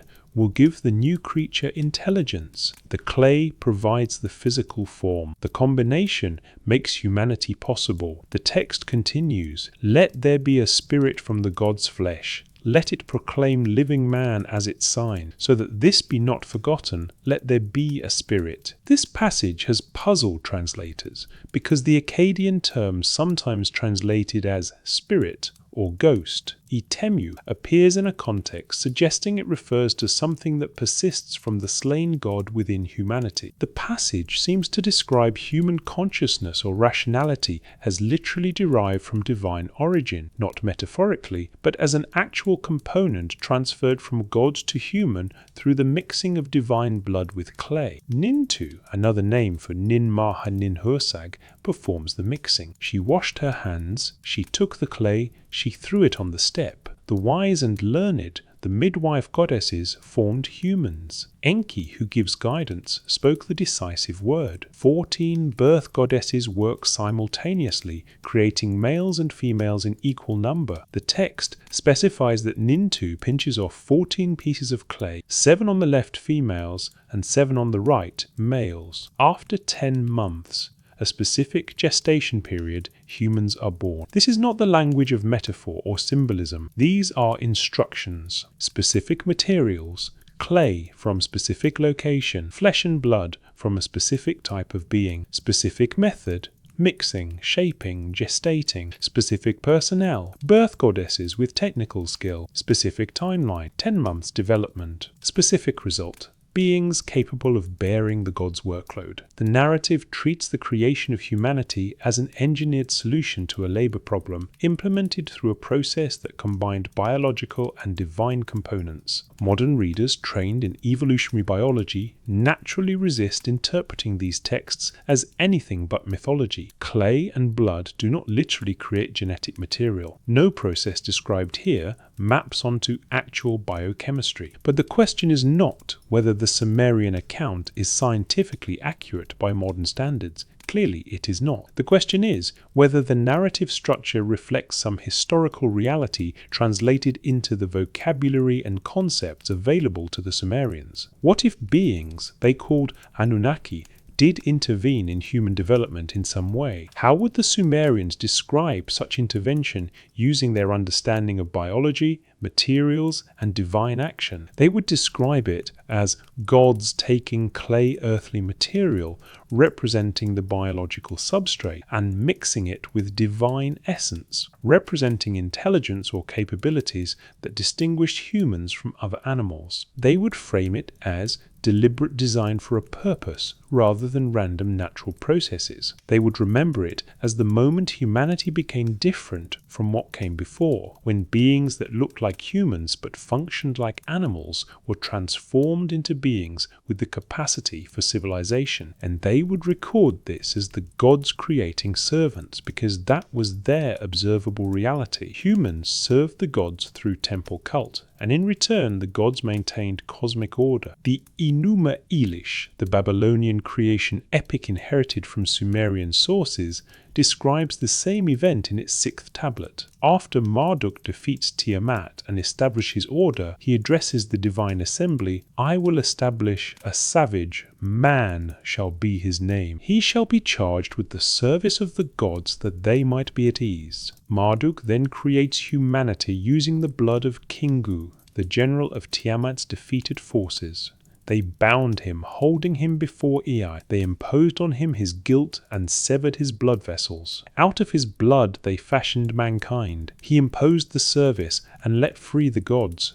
Note the language, severed his blood vessels. Out of his blood they fashioned mankind. This is not metaphorical creation through divine speech or thought. This is physical creation using physical materials. A god's body is used as raw material. Humanity results from this process. And the purpose is explicit: impose the service and let free the gods. Humans exist so gods don't have to perform labor. This is the Mesopotamian creation theology consistently expressed across 2,000 years of texts in multiple languages. The purpose matters because it frames the relationship between humans and the Anunnaki, not as worshippers and distant transcendent deities, but as workers and managers in a shared enterprise. The gods need humans, not for mystical reasons, but for practical ones. The maintenance of Earth requires labor, and the gods prefer not to do it themselves. Humans were designed to fill this role. In exchange for service, humans receive the benefits of civilization, the me, the knowledge systems, the social structures that make life more than mere survival. This is a transactional relationship, not the absolute devotion typically associated with religious worship. The Sumerians served the gods because that was their function, their purpose in existing. But the relationship had terms. The gods were obligated to maintain order, provide for human needs, and preserve the world so humanity could continue its service. When the gods failed, when they decreed the flood to destroy humanity, Enki intervened not just from mercy, but because destroying the workforce violated the implicit contract. The creation accounts consistently describe Enki as the god most directly involved in fashioning humanity and most protective of human survival. He provides the technical knowledge for creation. He argues against the flood. He warns Yusudra. He teaches humanity skills and crafts. Throughout Mesopotamian literature, Enki functions as humanity's advocate within the divine council, the god who sees value in human life beyond mere utility. His reasons are not fully explained. Perhaps he takes pride in his creation. Perhaps he genuinely cares for the beings he helped design. Perhaps he simply opposes Enlil's harsh governance. But the pattern is consistent. Enki preserves humanity when other gods would destroy it. The creation of servants describes the origin of humanity as an engineered solution to a practical problem. Whether that description is literally true, whether beings the Sumerians called gods actually existed and performed such engineering, cannot be determined from texts alone. But we can observe that the Sumerians believed it, recorded it consistently, and structured their entire civilization around the implications. They saw themselves as servants of the Anunnaki, created for that purpose, dependent on divine knowledge for their civilization, and obligated to maintain the traditions given to them. The text describing flawed creations, the defective humans that emerged from the process, serve as a reminder that the Sumerians did not imagine creation as magically perfect. They acknowledged that the process had failures, that not every result matched the design intention. This is how engineers think, not how theologians typically frame divine creation. A God who speaks the world into existence does not produce defective results, but gods who are fashioning creatures through mixing materials and procedures might indeed create variations, some functional and some not. The narrative accommodates this reality, rather than denying it, finding roles for even the flawed versions where possible. The yoke of the gods was placed on humanity at creation. The Sumerians never questioned this arrangement. It was foundational to existence itself. Their civilization was built on service, to the temples, to the gods, to the maintenance of order against chaos. And that service was not self-created. It came from the design purpose implanted when the gods mixed clay with divine blood, when Enki and Ninmah shaped the first humans, when the birth goddesses gestated the beings that would free the Igigi from their burdens. Humanity was created deliberately for a purpose, by beings with the knowledge and ability to do so. That is what the tablets say. That is what the Sumerians believed. And nothing in the archaeological record disproves it, even if nothing definitively proves it either. The creation of servants remains the Mesopotamian answer to why humans exist and why civilization operates as it does. A story of engineering, purpose, and the relationship between creators and their creation. The me, blueprints of civilization. In Sumerian theology, the me represent the fundamental operating principles of reality. The term has no direct English equivalent, being variously translated as divine decrees, cosmic ordinances, powers, or norms. But these translations obscure what the texts actually describe. The me are not abstract concepts or philosophical principles. They are innumerable, transferable objects that contain and convey specific knowledge or capabilities. They can be possessed, stolen, gifted, and moved from one location to another. And according to Sumerian tradition, they were originally held by the gods and then transmitted to humanity to enable civilization. The most detailed description of the me appears in the myth known as Inanna and Enki, preserved in tablets from Nippur. The narrative describes how Inanna, the goddess of Uruk, travelled to Eridu to visit her father Enki, the god of wisdom who controls the Abzu and possesses the me. Enki welcomes his daughter with a feast. They drink beer together, consuming large quantities in the Sumerian manner of hospitality and celebration. As Enki becomes intoxicated, he makes increasingly generous offers to Inanna, giving her the me one by one. The text lists them. Over 100 me are named, though some sections of the text are damaged and the complete inventory is not preserved. What survives includes lordship, godship, the exalted and enduring crown, the throne of kingship, the exalted scepter, the exalted shrine, shepherdship, kingship, lasting ladyship, the priest's office, the office of the Ishib priest, the office of the Lumar priest, the office of the Gudar priest, truth, descent into the underworld, ascent from the underworld, the standard, the flood, sexual intercourse, prostitution, the art of lovemaking, the kissing of the phallus, the art of song, the art of the elder, the holy tavern, the holy cult, prostitute of heaven, the standard of Gara, the battle standard, the flood, weapons and honor. The list continues: the kindling of strife, victory, counsel, the troubled heart, judgment, decision, musical instruments of all kinds, the craft of the carpenter, the craft of the coppersmith, the craft of the scribe, the craft of the smith, the craft of the leather worker, the craft of the builder, the craft of the builder, the craft of the reed worker, wisdom, attentiveness, holy purification, fear, awe, reverent silence, the bitter cry, rejoicing, deceit, the rebel lands, kindness, being on the move, being settled, the secure dwelling place, gathering of animals, procreation, respect for family, disloyalty, the sacked city, lamentation, rejoicing, the giving of judgment. This is not a description of abstract theological principles. This is an inventory of everything that constitutes civilization, religious offices, political authority, technical crafts, sexual practices, emotional states, architectural forms,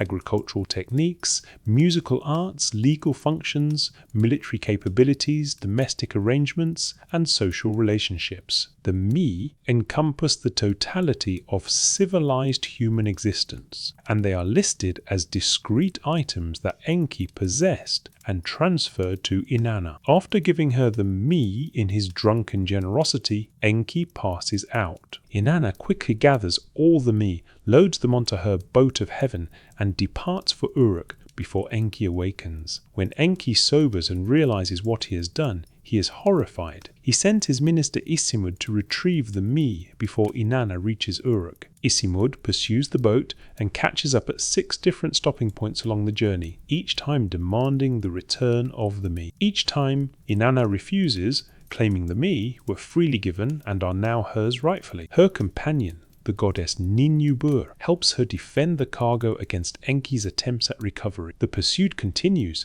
until Inanna successfully brings the boat of heaven into Uruk's harbour. She unloads the me and distributes them throughout her city, establishing Uruk as a great centre of civilization. Enki, having lost the me irretrievably, must accept what has happened. The transfer is permanent. What was once concentrated in Eridu under Enki's control is now dispersed to Uruk under Inanna's authority. The knowledge and capabilities contained in the me have been transmitted from the god who guarded them to the city that will employ them. The narrative structure is striking. If the me were simply abstract concepts or divine attributes, they could not be stolen. A goddess cannot physically steal justice or kingship or musical arts if these are immaterial qualities. But the text describes the me as things loaded onto a boat, things that can be moved, things that change possession through transfer. The myth treats them like technology or data, encoded information that conveys capability once obtained. Scholars interpret this myth as a theological charter, legitimizing Uruk's political and cultural prominence. By claiming that Inanna acquired the me from Enki, Uruk asserts its right to cultural leadership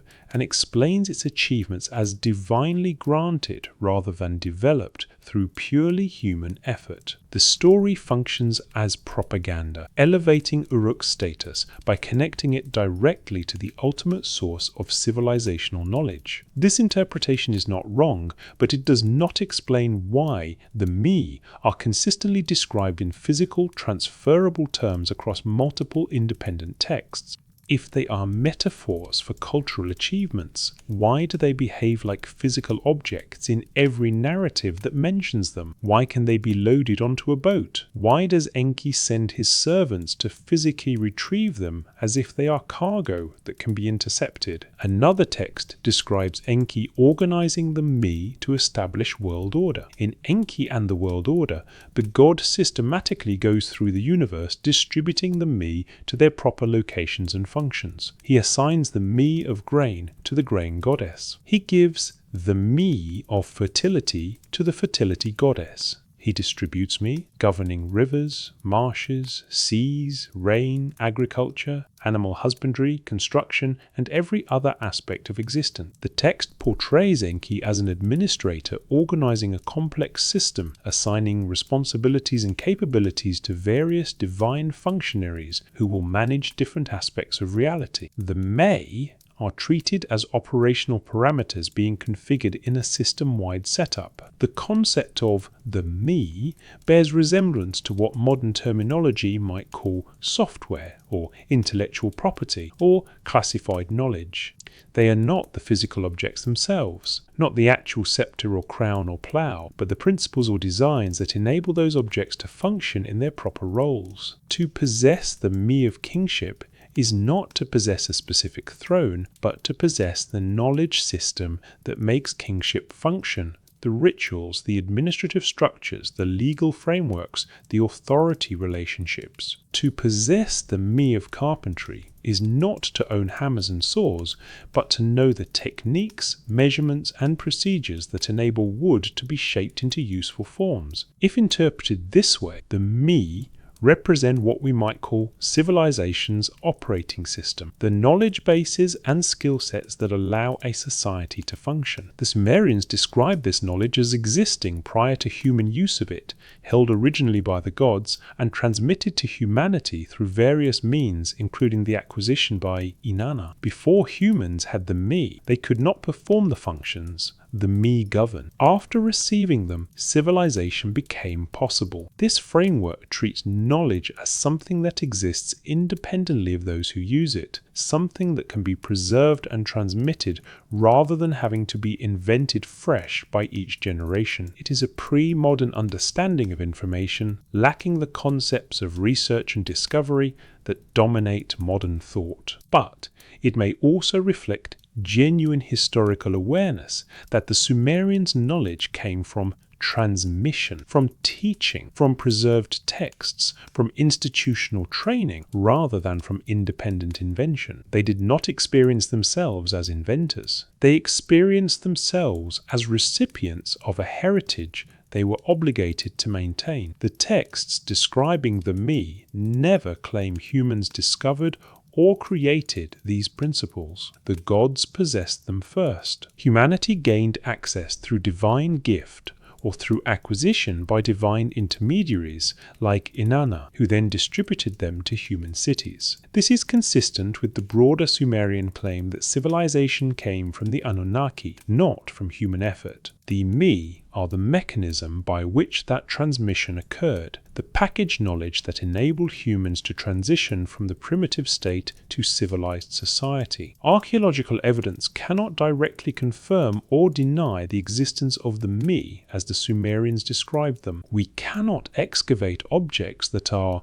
the me of carpentry or the me of kingship, but we can observe that Sumerian civilization demonstrates knowledge systems that appear complete at their earliest attestations. Writing does not evolve from crude symbols. It appears already systematic. Mathematics is sophisticated from the beginning. Architecture shows advanced engineering without apparent developmental stages. These sudden appearances align with a transmission model rather than an invention model. If knowledge was transmitted from an earlier source, whether that source was the Anunnaki or an earlier human culture, the pattern we see in the archaeological record is what we would expect. The Sumerians organized their society around institutions designed to preserve knowledge. The temple complexes were not just religious centers, they were archives, treasuries, and schools. The scribal training system focused intensely on copying ancient texts, ensuring that the me preserved in written form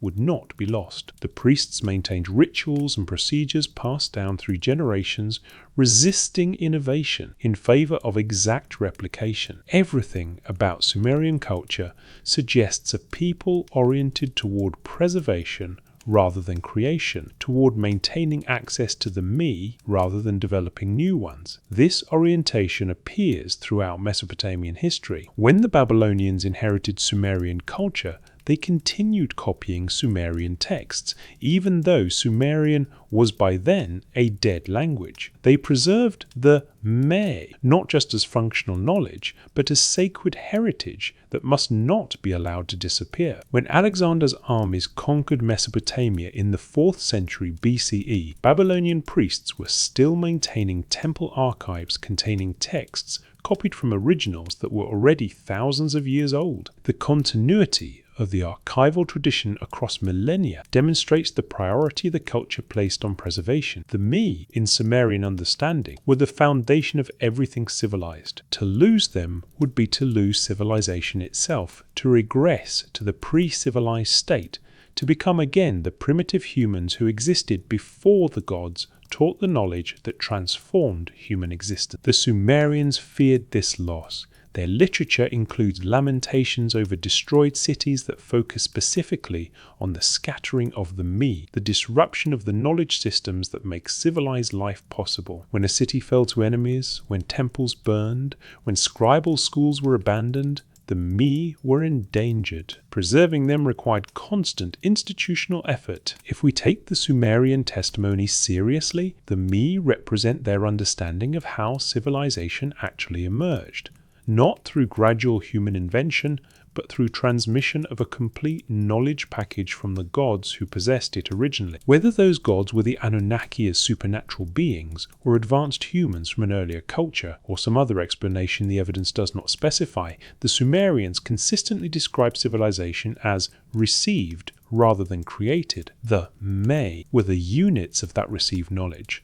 the transferable principles that enabled transformation from primitive to civilized existence. Inanna's boat, laden with me sailing from Eridu to Uruk, is not just a theological myth. It is a description of knowledge transfer, of civilization spreading from its origin point to new centers, of the me being distributed so that what began in one location can flourish everywhere. The narrative acknowledges that this transfer was contested. Enki wanted to preserve his monopoly, but lost it. The me spread despite attempts to control them, and once spread, they could not be retrieved.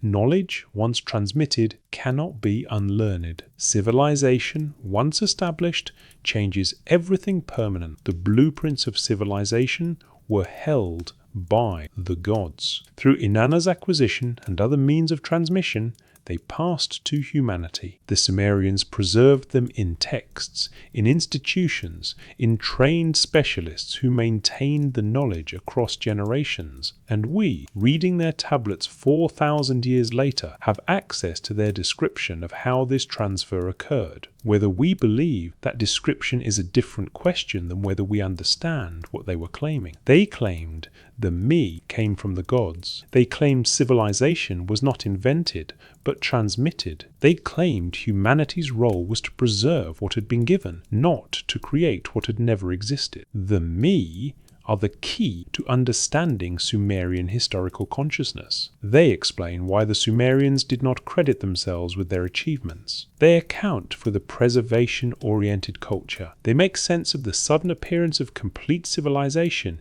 in the archaeological record, and they provide a framework for understanding the relationship between the Anunnaki and humanity. The gods possessed knowledge, humans needed it, and through various means that knowledge was transferred, enabling civilization to exist. That transfer, according to Sumerian tradition, was the foundational event of human history.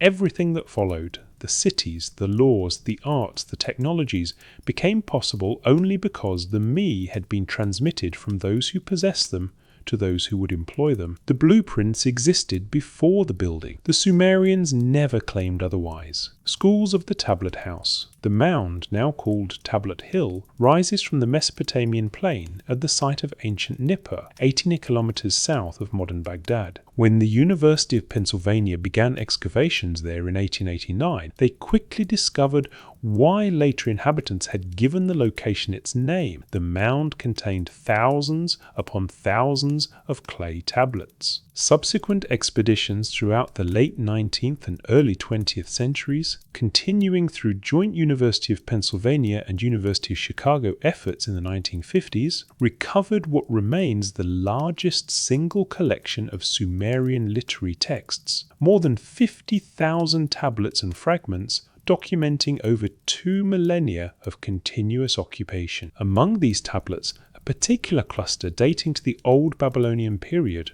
roughly 2000-2600 BCE, revealed something remarkable, the remains of a scribal school. The building designated House F in the excavation records had been an edaba, literally tablet house, the Sumerian term for scribal school. Its rooms contained student exercise tablets at various stages of completion, master texts the students copied, multiplication tables, lexical lists, literary compositions, hymns, incantations, and all the materials of ancient education. The tablets lay where they had been left when the school finally closed, abandoned sometime around 1720 BCE, when the city of Nippur, declined after the fall of the Hammurabi dynasty. The discovery provided direct archaeological evidence of how Sumerian knowledge was transmitted. The Ejiba was not just a school in the modern sense, it was an archive preservation system disguised as education. Young men,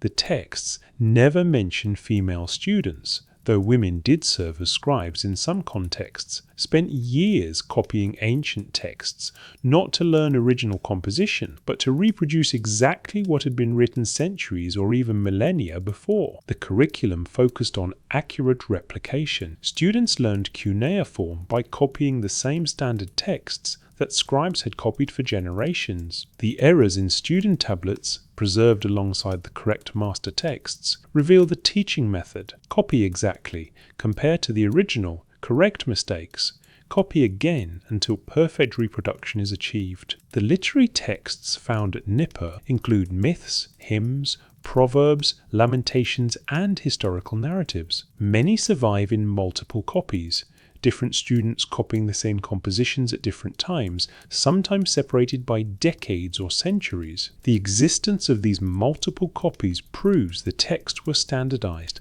that specific compositions were deemed important enough to preserve through continuous replication, and the content of those texts consistently describes the gods establishing civilization, the Anunnaki teaching humanity, and the preservation of knowledge from the antediluvian world. One composition found at Nippur describes the Eduba itself in a text scholars call School Days. Written in the first person, it narrates a typical day for a scribal student. The narrator wakes, eats breakfast, tells his mother to prepare his lunch, and heads to school. At the tablet house, he shows his writing to his teacher, who inspects it and presumably finds it adequate. The student then copies a tablet, eats lunch, prepares a new tablet by smoothing its surface, and copies another text. After school, he goes home and tells his father about his day. His father, pleased with his progress, instructs the house servant to wash the teacher's feet, a gesture of respect, and rewards the teacher with gifts, including a ring and a robe. The text continues with the student returning to school the next day, where he is repeatedly beaten by the teacher for various infractions, being late, standing up without permission, speaking out of turn, writing poorly, and going outside the gate. The beatings are systematic enough that the student complains, "My hand hurt, my eyes hurt, my back hurt. Every part of me hurt." Finally, the student's father invites the teacher home for a feast, provides him with expensive gifts, and the teacher's attitude immediately changes. He praises the student's abilities and predicts he will become a master scribe. Modern readers often interpret this text as satire, a complaint about the harsh educational system and the corruption of teachers who show favoritism to students whose families can afford bribes. The interpretation has merit. The text's tone suggests awareness that the system is not entirely fair, but the text also documents the actual structure of scribal education: long hours of copying, emphasis on exact reproduction, harsh correction of errors, and the social prestige attached to completing the training successfully. The tablets from House F reveal what texts were considered essential for scribal education. The curriculum included lexical lists, compilations of Sumerian words organized by category,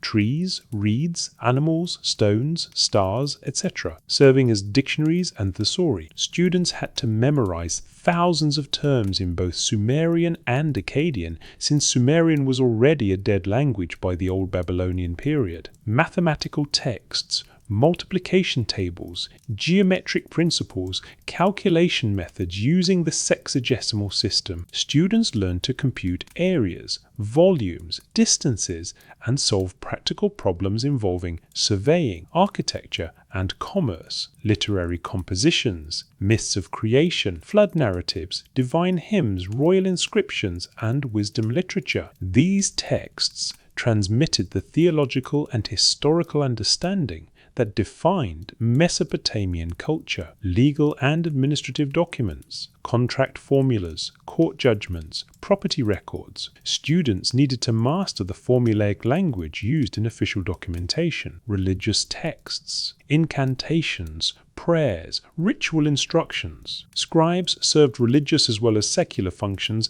and had to know proper cultic procedures. The core curriculum was conservative, focused on ancient texts rather than contemporary composition. A student might spend years copying the Epic of Gilgamesh, the Enuma Elish, the Instructions of Shuruppak, and other works already centuries old. The goal was not creativity, but continuity, ensuring that the next generation could reproduce the heritage of the previous one without loss or alteration. This educational philosophy reflects the preservation imperative that dominated Sumerian culture. The Eduba existed not primarily to produce original thinkers, but to maintain the archival tradition. Every scribe trained represented another human backup copy of the civilization's core knowledge. As long as scribes continued to be trained, as long as students continued copying the ancient texts, the knowledge those texts contained would survive. The system was designed for redundancy, creating multiple copies across multiple locations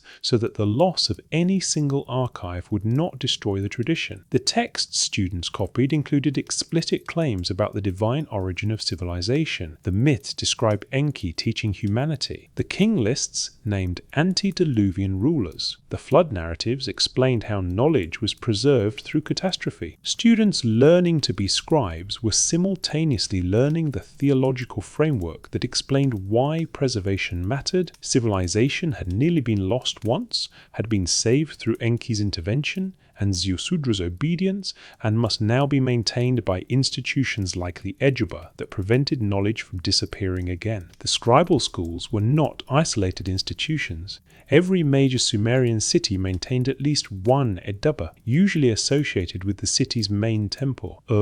Uruk, Eridu, Lagash, and smaller cities all trained scribes. The standardization of text across these locations proves coordination and communication. A student trained in Nippur would produce text identical to those of a student trained in because they copied from the same canonical sources using the same methods. This standardization ensured that the knowledge survived even if individual cities were destroyed. When fell, when Uruk declined, when Nippur was abandoned, the texts they had copied survived in other locations because scribal schools throughout the region maintained copies. The Library of Ashurbanipal in Nineveh, compiled much later in the 7th century BCE, contained thousands of tablets that were explicitly copies of earlier Sumerian and Babylonian texts. Many colophons, the scribed notes at the end of tablets, state that the text was copied from an ancient original in a specific temple or archive. The scribes understood themselves as preserving knowledge from earlier sources. They cited their originals the way modern scholars cite references,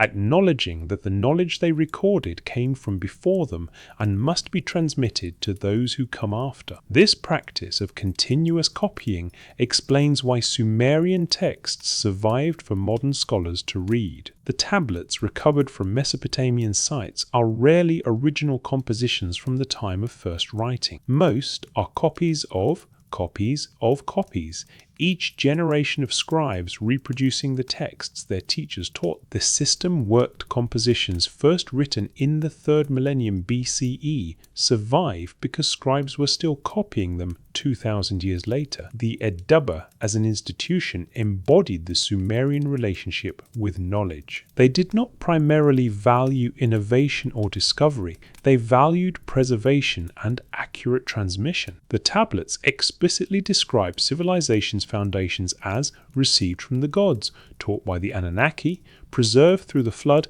and maintained through institutional continuity. The scribal schools were the mechanism by which that maintenance occurred. Every student who mastered the ancient texts, who could reproduce them accurately, who then taught the next generation to do the same, was performing the essential cultural function of preventing knowledge from being lost. Modern education emphasizes critical thinking, original research, and pushing beyond existing knowledge. The Sumerian system emphasized the opposite: perfect replication, respect for ancient authority, and conservation of traditional wisdom. To modern sensibilities, this seems backward, valuing rote memorization over creative thought. But if the Sumerians understood their knowledge as transmitted rather than invented, if they believed they were preserving information from an earlier cycle that had been nearly lost, then their educational philosophy makes perfect sense. What matters most is preventing loss. Innovation can occur only after the foundation is secure. The tablets from House F at Nippur include student copies of the Sumerian king list, flood narratives, and creation myths. Young scribes were learning to write by copying texts that described antediluvian kings, the Anunnaki establishing cities, and humanity's creation to serve the gods. The curriculum taught them technical skills: how to form cuneiform signs, how to prepare clay, how to organize compositions. But it simultaneously taught them their culture's historical consciousness, that civilization came from before, that knowledge had been given by the gods, that their role was to preserve what had been received. The Eduba was a transmission device. Knowledge entered through master texts, was copied by students, and exited as the next generation of master texts that would in turn be copied by future students. As long as the chain remained unbroken, as long as scribal schools continued operating, the knowledge would persist. When the Eduba system finally collapsed, when cuneiform ceased to be taught, when the last generation of scribes died without trained successors, the entire literary tradition was lost. The tablets remained, buried in abandoned cities, but the ability to read them disappeared. For 2,000 years, no one on Earth could read cuneiform. The texts survived physically, but were inaccessible until 19th century scholars reconstructed the lost language and script. This is what the Sumerians feared: not the physical loss of tablets, but the loss of the knowledge needed to read them. Their system was designed to prevent that loss, to ensure that every generation could access the wisdom of the previous ones. The Eduba schools were their answer to the problem of civilizational continuity. As long as students copied the tablets, as long as teachers maintained the standards, as long as the institutions persisted, the knowledge would flow uninterrupted from the past into the future. The tablets house served its purpose for over 2 millennia, from the earliest scribal schools in the late 3rd millennium BCE through the final centuries of cuneiform literacy in the early century CE. The system functioned continuously. Students learned by copying, masters taught by providing models,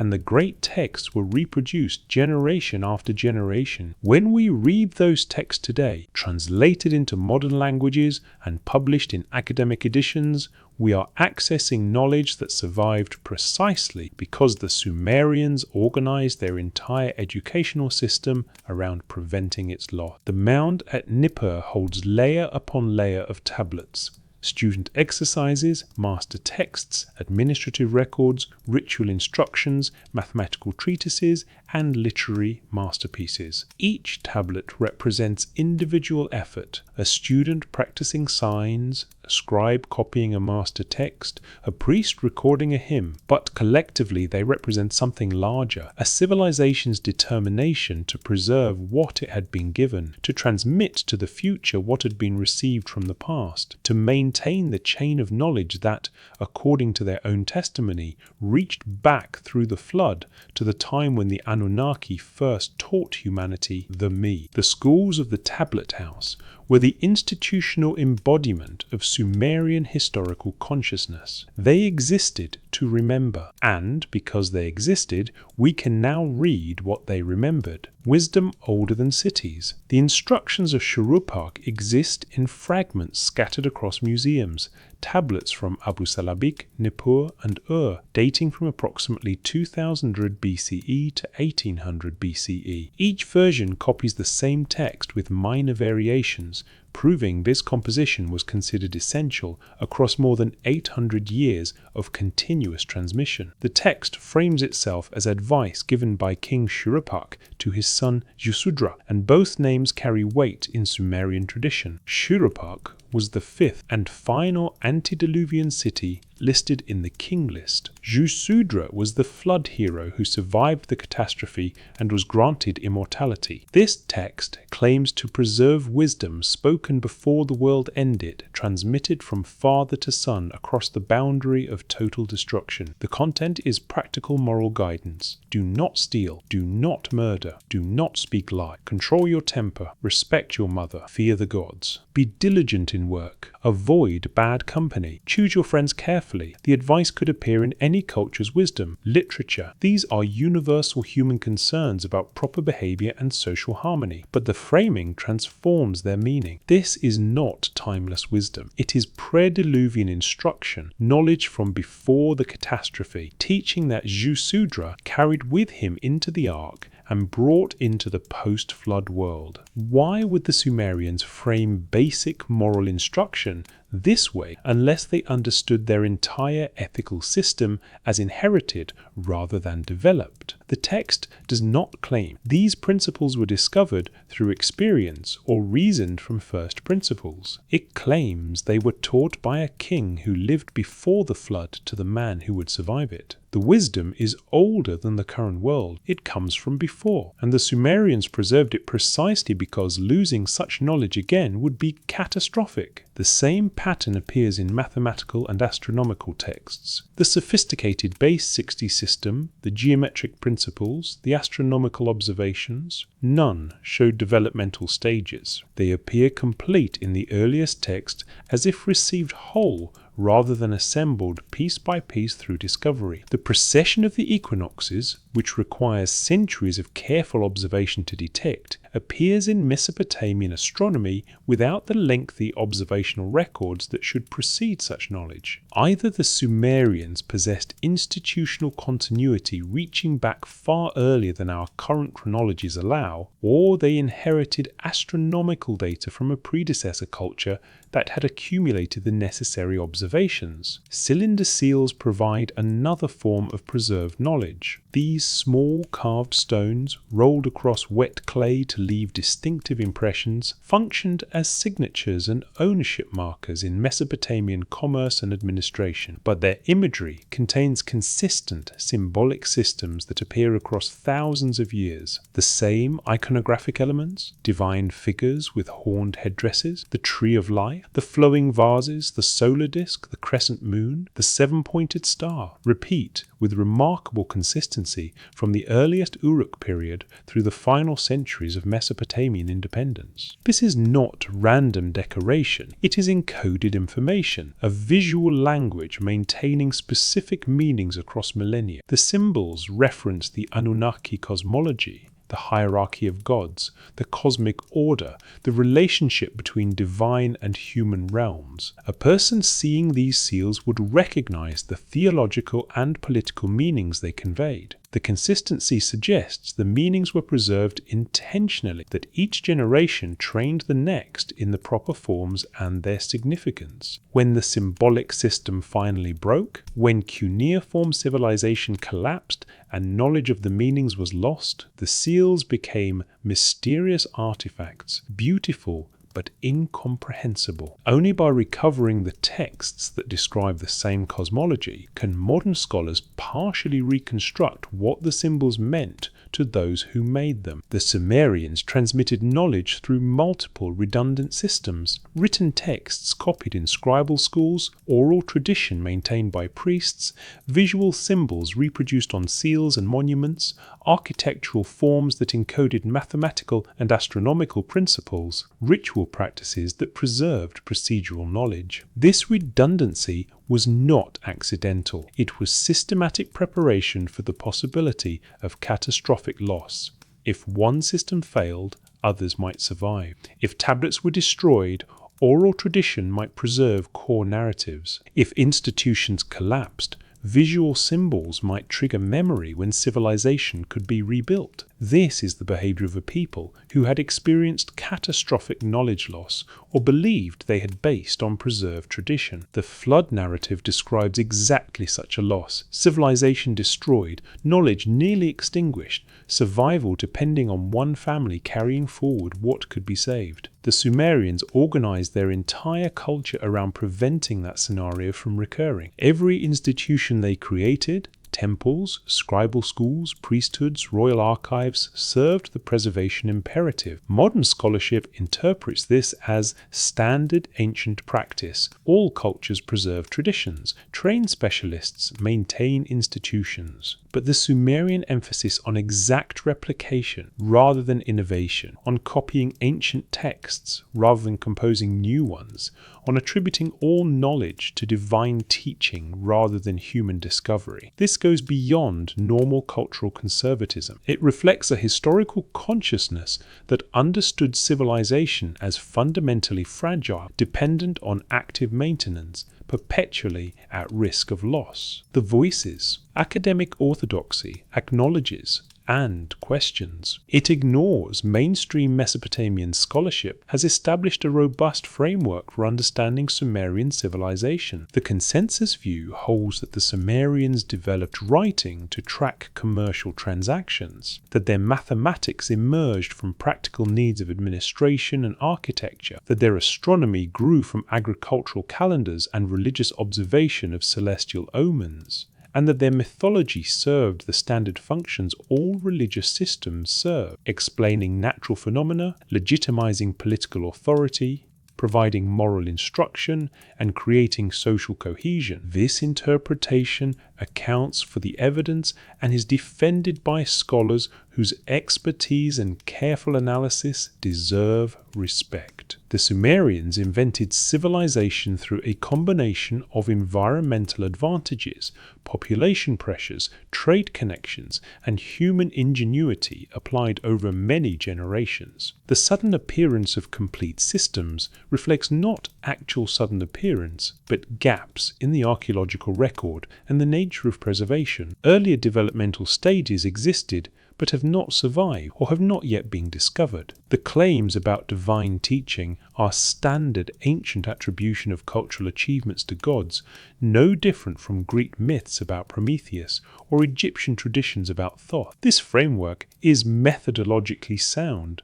It makes no extraordinary claims requiring extraordinary evidence. It fits within established models of how civilizations emerge and develop. Scholars working within this framework have produced detailed, meticulous studies of Sumerian society, religion, language, and material culture. Their work has recovered a lost civilization and made it accessible to modern understanding. But the framework struggles with specific anomalies. The completeness of Sumerian writing when it first appears is difficult to reconcile with gradual invention.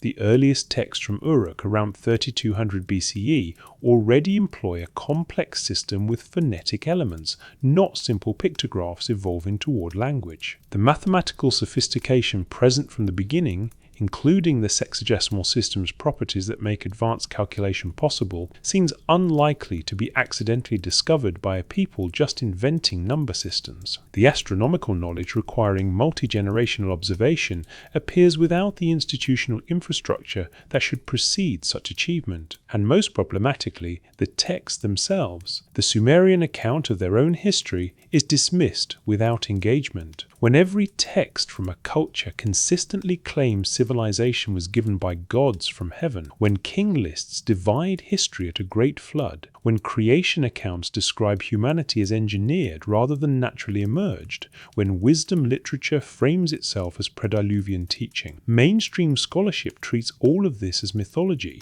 without investigating whether it might preserve historical memory in theological language. Alternative researchers have noted these problems and proposed different interpretations. Some suggest the Sumerian account of divine teaching might reference advanced human cultures predating currently accepted chronologies, with Anunnaki being the Sumerian term for these predecessors, rather than supernatural beings. Others proposed that civilization did emerge suddenly, because knowledge was transmitted from a prior culture destroyed by catastrophe. The flood in Sumerian tradition possibly referencing the post-Ice Age sea level rise that submerged vast coastal regions where earlier settlements might have existed. Still others take the texts more literally, suggesting the Anunnaki were non-human intelligences who intervened in human development for purposes the texts describe, creating a workforce, teaching civilization, then withdrawing from direct governance. Mainstream scholarship generally ignores these alternatives rather than engaging them, dismissing them as pseudoscience or fringe speculation. But dismissal is not refutation. The questions remain. Why does Sumerian civilization appear so complete so suddenly? Why do the Sumerians consistently claim they did not invent their culture? Why is their entire institutional structure oriented toward preservation rather than innovation? Why do they frame their history around a catastrophic flood that divides all time into before and after? The absence of archaeological evidence for a pre-Diluvian civilization does not prove such a civilization did not exist. Absence of evidence is not evidence of absence, particularly when looking at time periods beyond the current archaeological horizon or in regions where subsequent development would obliterate earlier remains. Much of the early Holocene coastline is now underwater. Any coastal settlements predating the end of the Ice Age would be submerged beneath 100 feet of ocean. We have barely begun to survey these areas systematically. The pattern in Sumerian texts deserves more serious consideration than categorical dismissal. These are not random myths. They are consistent historical testimony spanning 2,000 years across multiple cities and hundreds of independent sources. The Sumerians claimed the Anunnaki established civilization before the flood. They claimed Enki saved humanity and preserved knowledge through catastrophe. They claimed their role was maintaining what had been given, not creating what had never existed. This is their historical consciousness, and it shaped everything about their culture. Whether their account is literally true, partially true, or metaphorically true cannot be determined from texts alone. But the first step toward investigation is acknowledging what they actually claimed rather than filtering it through assumptions about what ancient peoples must have believed. The Sumerians said civilization came from the Anunnaki. They said it nearly ended in flood. They said it was restored using preserved knowledge. They organized their society around preventing such loss again. This testimony deserves engagement, not dismissal. If they spoke truth, the implications of taking Sumerian texts as historical testimony rather than pure mythology extend far beyond academic debates about ancient history. If the Anunnaki were real beings in some form, whether advanced humans, non-human intelligences, or something else entirely, then human civilization's origins become vastly more complex than current models allow. If knowledge was transmitted rather than invented, if civilization emerged from restoration rather than invention, then what we call the first civilization might be more accurately termed the first civilization we remember. The pattern Sumerian texts describe is not creation from nothing, but recovery after catastrophe. The antediluvian world had cities, kingship, and civilization. The flood destroyed the physical infrastructure, but not the knowledge. Through Enki's intervention and Zusudra's survival, the essential information was preserved. The post-flood cities were rebuilt using that knowledge, which is why they appear complete rather than developmental. They were reconstructions following preserved blueprints rather than new inventions developed from scratch. This model explains anomalies the gradualist invention model struggles with. Sudden appearance makes sense if civilization is being restored rather than invented. Complete systems at first attestation make sense if the knowledge already existed and was being implemented rather than discovered. The Sumerian emphasis on preservation makes sense if they understood themselves as maintaining something that had nearly been lost and must not be allowed to disappear again. The flood, as historical event, could reference multiple phenomena. The Black Sea deluge hypothesis proposes catastrophic flooding when Mediterranean water breached into the lower-lying Black Sea basin, the Post. Ice Age sea level rise submerged vast coastal areas. Megafloods from glacial lake bursts occurred multiple times during deglaciation. Regional river flooding in Mesopotamia could have been locally catastrophic. Any of these could provide the historical kernel around which the Sumerian tradition developed. Or the tradition might reference something else entirely, a global cataclysm caused by comet impact, volcanic eruption, or other disaster that disrupted early civilization and survived in cultural memory across thousands of years. The Anunnaki in this framework become the crucial link between the pre-Diluvian and post-Fluvian worlds. Whether gods, advanced humans, or another explanation, they functioned as the keepers and transmitters of knowledge. They taught humanity before the catastrophe. They preserved information through the catastrophe. They restored civilization after the catastrophe. The Sumerians credited them with this role consistently across their entire textual tradition because that was their understanding of what actually happened. This interpretation does not require accepting every detail of Sumerian mythology as literal truth. The texts reflect the understanding and vocabulary of people recording events they could explain only in theological terms. But beneath the theological language might lie genuine historical memory. Civilization existed before catastrophe, was nearly destroyed, and was rebuilt by survivors using preserved knowledge. The Sumerians maintained institutional structures designed to prevent such loss again, treating preservation as their civilization's core mission. The questions. Clay cannot answer. The curator's gloved hands return the tablet to its archival box in the Pennsylvania Museum vault. CBS 10673 and tens of thousands like it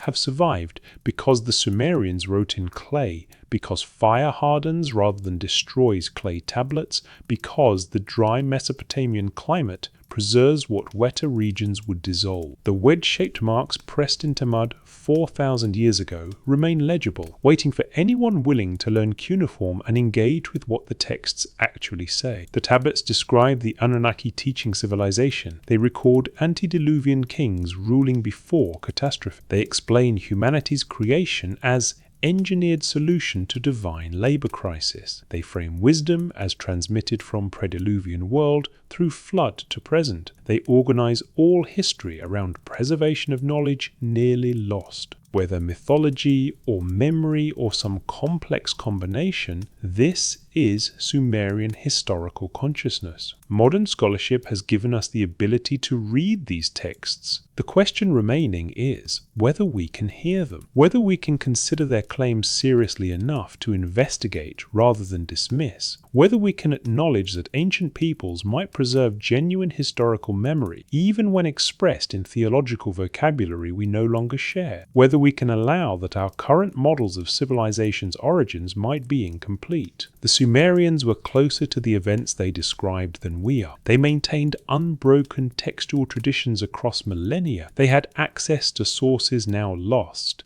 They organized their society around preservation precisely because they understood knowledge could be lost catastrophically. Perhaps they knew something we have forgotten. Perhaps their insistence that civilization came from the Anunnaki, from before the flood, from divine teaching rather than human invention, reflects historical reality. We can no longer directly access, but they still remembered. The tablets offer no proof, only testimony, consistent testimony from hundreds of sources across thousands of years. That testimony describes a civilization aware of its fragility, conscious of how easily knowledge disappears, determined to prevent the loss their ancestors experienced. They built archives, they trained scribes, they copied ancient texts generation after generation, they succeeded, their words survived. Now we read them in translation, trying to understand what they meant. The Anunnaki brought knowledge from heaven. Civilization was taught, not invented. The flood nearly destroyed everything. What survived